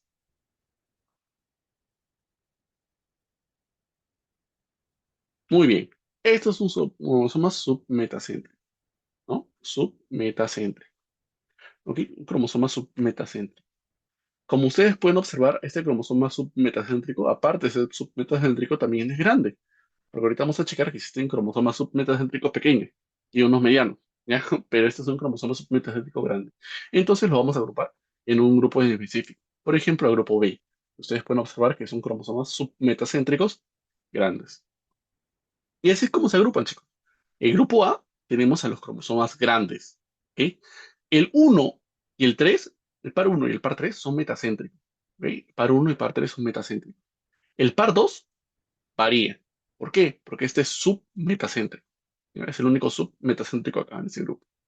El grupo B son cromosomas grandes, pero tenemos al 4 y el 5. Y el 4 y el 5 son submetacéntricos. Si se dan cuenta, tienen la misma morfología, 4 y 5. El cromosoma o el grupo C tiene cromosomas medianos, ya no son cromosomas grandes. Y tenemos al 6, 7, 8, 9, 10, 11 y 12. Son los llamados submetacéntricos. Recuerden, ¿no? Del 6 al 12. Ah, ya, está fácil de recordar. El cromosoma del grupo D, como tal, tenemos a cromosomas medianos. Tenemos al 13, 14, 15. ¿Cómo son? Acrocéntricos. Este grupo, recuérdenselo bastante, ¿ya? Porque vamos a tener una clase de anomalías cromosómicas. Y este grupo es terrible, ¿ya? Ese grupo es terrible, así que acuérdense bastante. Grupo D, 13, 14, 15. Al grupo E tenemos a los cromosomas pequeños. Tenemos el 16, que es metacéntrico, y el 17 y 18 son submetacéntricos. El grupo F, chicos, son cromosomas pequeños. Tenemos al 19 y al 20, que son metacéntricos. Y el grupo G, tenemos cromosomas pequeños, 21 y 22, acrocéntricos. ¿Sí? Acrocéntricos. ¿Ya? Pero ustedes dirán, acá falta un grupo de cromosomas. ¿Qué grupo de cromosomas falta, chicos? ¿Ustedes qué dicen? Hemos contado del 1 al 22, pero falta un grupo de cromosomas. ¿Qué cromosomas es? ¿O qué cromosoma falta? XY. El X y el Y, ¿no es cierto? El X y el Y entran a diferentes grupos. El Y, como yo les había mencionado, es un cromosoma chiquito. Es un cromosoma acrocéntrico y se encuentra acá. El X como tal pertenece al grupo C. ¿Ya? Al grupo C pertenece el cromosoma X. Acá está. Añádenlo ustedes. Cromosoma X al grupo C. Y ustedes lo pueden observar acá. ¿Ok? En resumen, uno, 3 y 2 son metacéntricos, excepto el 2, que es submeta. El 4 y el 5 son cromosomas grandes, son submetacéntricos. Del 6 al 12 son submetacéntricos medianos. ¿Ok? El 6 al 12 submetacéntricos medianos. El 13, 14, 15 son acrocéntricos. El 16, 17, 18 son submeta. Excepto el 16, que era metacéntrico. El grupo F, 19 y 20 son metacéntricos. Y el grupo G, 21, 22 y acrocéntricos. Acá no coloquen X, coloquen X, ¿ya? No coloquen C. Es X, ¿ya? Cromosoma X. ¿Ok? Porque yo les menciono que se acuerdan, aunque sea algunos grupos. No es tan necesario que se aprendan la morfología, ¿ok? Solamente que sepan que hay 7 grupos o 7 subgrupos de cromosoma, ¿ya? Pero ¿por qué es necesario aprenderse esto? O algunos grupos, como tal. Sobre todo el grupo D y el grupo G, sí es necesario que se lo aprendan. ¿Por qué? Porque existen enfermedades, como son las translocaciones robertsonianas, que vamos a chequear en la siguiente clase, donde sí son importantes estos grupos de acá, grupo D y grupo G, que son cromosomas acrocéntricos. ¿Ya? Solo acuérdense de esto, ¿ya? Solo acuérdense de esto. Pero ahí ustedes pueden ver los grupos. Ustedes cuando hacían los laboratorios de genética, cuando hacían cariotipo, creo que ya no se hace cariotipo, hasta donde recuerdo. No sé si a lo mejor ustedes harán cariotipo, pero cuando hacían cariotipo tenían que ordenarlos así. Ustedes mismos tenían que ordenar los cromosomas en grupo. El A, el B, el C, el D, E, F, G. Por eso es que yo los estoy explicando ahora. Pero creo que ya no se hace. Han mejorado la malla. Ahora, chicos, por último, vamos a ver la nomenclatura de los cromosomas. La nomenclatura de los cromosomas, básicamente, ustedes cuando lean cromosomas, los cromosomas ya no se leen como cromosoma 1, cromosoma 2, etc, etc. Ustedes en los artículos van a escuchar así. La enfermedad genética 7p22.2 produce fibrosis quística, o el gen como tal que está ocupando las porciones 7p22.2 produce fibrosis quística. Y ustedes dirán, ¿qué es eso? ¿Qué significa esa nomenclatura? Porque ustedes van a leer artículos cuando les manden en seminarios de diferentes cursos, hasta en medicina interna o en clínica. Y ustedes van a tener esa misma nomenclatura. Y ustedes dirán, ¿qué es esto? Esto es la nomenclatura de los cromosomas. ¿Ok? ¿Para qué? Para describir específicamente en qué gen se encuentra esta enfermedad. En vez de decirte el gen, te dicen nada más esto. Para que tú lo ubiques. ¿A qué se refiere con esto, chicos? Básicamente, los cromosomas se leen de esta manera. Primero ustedes van a tener la primera letra. Esta primera letra o número como tal me representa el número de cromosoma en donde estoy. Entonces, ¿en qué cromosoma voy a estar? Estoy en el cromosoma 7. Ah, ya. Entonces, rápidamente yo me ubico en el cromosoma 7. Ya, acá está, cromosoma 7. Acá está la enfermedad, según dice. Luego P. ¿Ustedes qué creen que significa el P? El brazo. Muy bien, habíamos mencionado que existen dos brazos, ¿no es cierto? El brazo P, que es el de arriba, o el petit, y el brazo Q, que es el de abajo. Entonces está en el brazo P. Me ubico, ¿no? Voy al cromosoma 7, ¿ok? Voy a agarrar el brazo P, el de acá. Y luego, ¿qué es lo que me mencionan, chicos? Existen regiones. Las regiones son porciones de acá. Ustedes pueden observar que existen dos regiones, la región 1 y la región 2. Ahí ya. Entonces, específicamente está en esta región de acá, la región 2. Luego, miren, chicos, existe algo llamado banda. Ah, ya. La banda son estas porciones coloreadas que vemos acá. Esto es una banda. Y la subbanda es una porción de la banda. Acá. Entonces, acá está el gen que me ha proporcionado una enfermedad. Y como yo les había mencionado, chicos, hay artículos que ustedes van a leer así. Y ustedes tienen que interpretarlos, ¿ya? Para que ustedes rápidamente lo saquen. Aunque sea contar que saquen, ah, ya, está en el cromosoma 7. Brazo, ya. Y en la región tal, ya más o menos ustedes pueden darse una idea, ¿no? Las regiones van conforme al centrómero. El centrómero está en el centro, 1, 2. Hay una región 1 y 2, ¿no? Pero ustedes se lo tienen que ubicar así, rápidamente en el cromosoma. Pero recuerden el orden, ¿ya? Primero es el número del cromosoma, después está el brazo, después está la región, la banda, un punto y la subbanda. ¿Ok? Hasta ahí, chicos. ¿Todo claro? ¿Todo bien? ¿Sí? Entonces, pasaremos a esta parte acá. Uy. No, mejor la pregunta, ¿ya? Para hacerlo un poco más dinámico. Pregunta, chicos. Acá está. ¿Qué características utilizan para la nomenclatura para identificar los cromosomas humanos? ¿Cuál cree que sea la respuesta?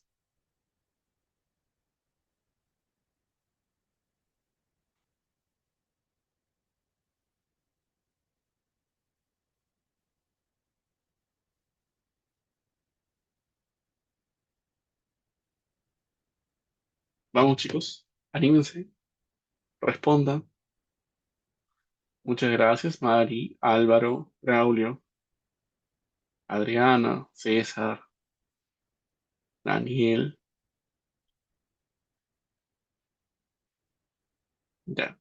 Yo les había mencionado que para la nomenclatura e identificar los cromosomas humanos, lo que nosotros utilizamos, muy bien, es la A, la posición del centrómero para ver si este es un submetacéntrico, acrocéntrico o telocéntrico, y el tamaño relativo de sus brazos, ¿sí? ¿No? Que es lo que habíamos chequeado acá, de estas porciones de acá. Habíamos visto centrómero y brazo para poder clasificarlos en metacéntricos, submeta o acrocéntrico, ¿no? Eso es justamente la respuesta. La respuesta es la A. ¿Ya? Como yo les había mencionado, chicos, a veces tenemos el error en iniciar en la parte de genética y pensar que las enfermedades genéticas se dan por lo que vendría a ser los trastornos o anomalías cromosómicas, que es básicamente el cromosoma me detecta una enfermedad genética.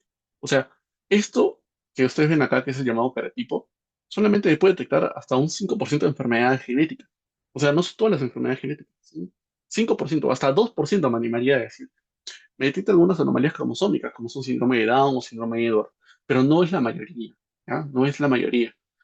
¿Cuáles son los diferentes tipos de enfermedades genéticas que tenemos? Tenemos enfermedades monogénicas, o sea, que altera específicamente un gen, que es una porción del ADN, que es más chiquito. Y acá tienes algunos tipos de enfermedades monogénicas, ¿no? Que son las famosas que tú ya conoces. Las ligadas al cromosoma X, autosómicas, recesivas, dominantes, las mitocondriales, que lo vamos a ver en las siguientes clases, el mosaicismo, etc, etc. Tenemos trastornos genómicos, que únicamente se expresa en algún tipo de base nada más. O sea, una base genética es la que se altera. Y me da trastornos genómicos como son el Wiener-Bardin, Smith-Wagenis, Di-Giorgi o velocardiopasial. Y tenemos alteración de la propia impronta genómica, ¿ya? Como son el síndrome de Prader-Willi o Widen, ¿ya? Pero lo vamos a chequear a lo largo del curso, ¿ya? Pero recuerden, las anomalías cromosómicas no son todas las enfermedades genéticas, porque muchos se equivocan en esta parte. Y ahora vamos a pasar a lo que vendrá a ser la epigenética, que es un último tópico que ya vamos a chequear, ¿ya? La epigenética básicamente se refiere a mecanismos que regulan la expresión genética sin alterar la secuencia del ADN. O sea, ¿a qué se refiere con esto? La secuencia del ADN no se altera para nada. O sea, la base nitrogenada nadie la cambia ni nada de eso. Pero ¿qué es lo que sucede? Nuestro cuerpo a veces tiene algunos cambios del ADN que nosotros no podemos controlar. Es algo natural que sucede en el cuerpo. O a veces causado por algunos factores ambientales. Esto tiene rol la epigenética. La epigenética se refiere básicamente a estos cambios de ADN que suceden de un momento para otro, que nadie lo sabe, sabe cuándo se va a producir o no. Hay enfermedades que se producen por algunos cambios epigenéticos, hay algunas cosas que se producen por cambios epigenéticos, como protegernos de algún tipo, sé yo, de cáncer, a lo mejor por la expresión de un gen que si tiene alta predisposición de desarrollarlo. Entonces la epigenética nos puede ayudar en cierta manera. ¿Ya? Hay algunos cambios epigenéticos que nos pueden ayudar, también que nos pueden perjudicar. ¿Ya? Entonces, básicamente se centran en modificaciones estructurales del ADN y las proteínas asociadas o histonas. ¿Cuáles son los mecanismos que utiliza la epigenética para poder silenciar estos genes? Existen tres mecanismos: la metilación del ADN, la modificación de las histonas y el microRNA.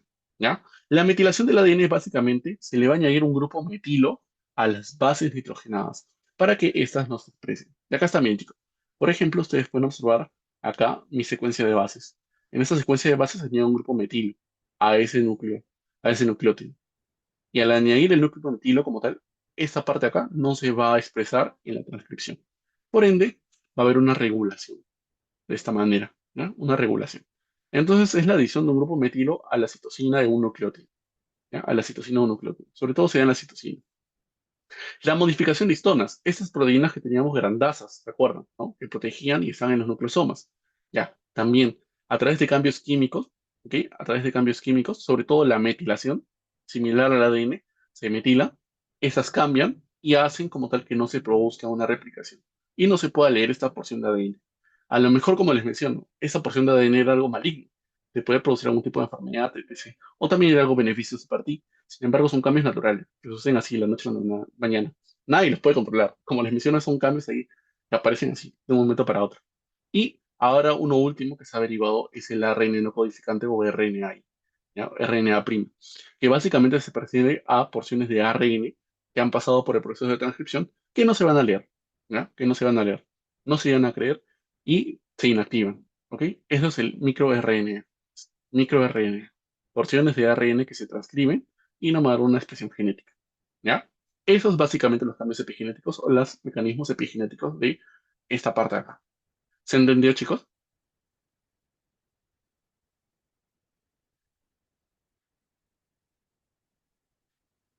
¿Sí? ¿No? ¿Alguna duda, alguna pregunta? ¿Se durmieron? Ok, muchísimas gracias, bien. Ok, sí se entiende. Muchas gracias, Carlos. Y bueno, chicos, eso sería todo por esta clase del día de hoy. Espero, la verdad, que empiece a aburrirlos allá.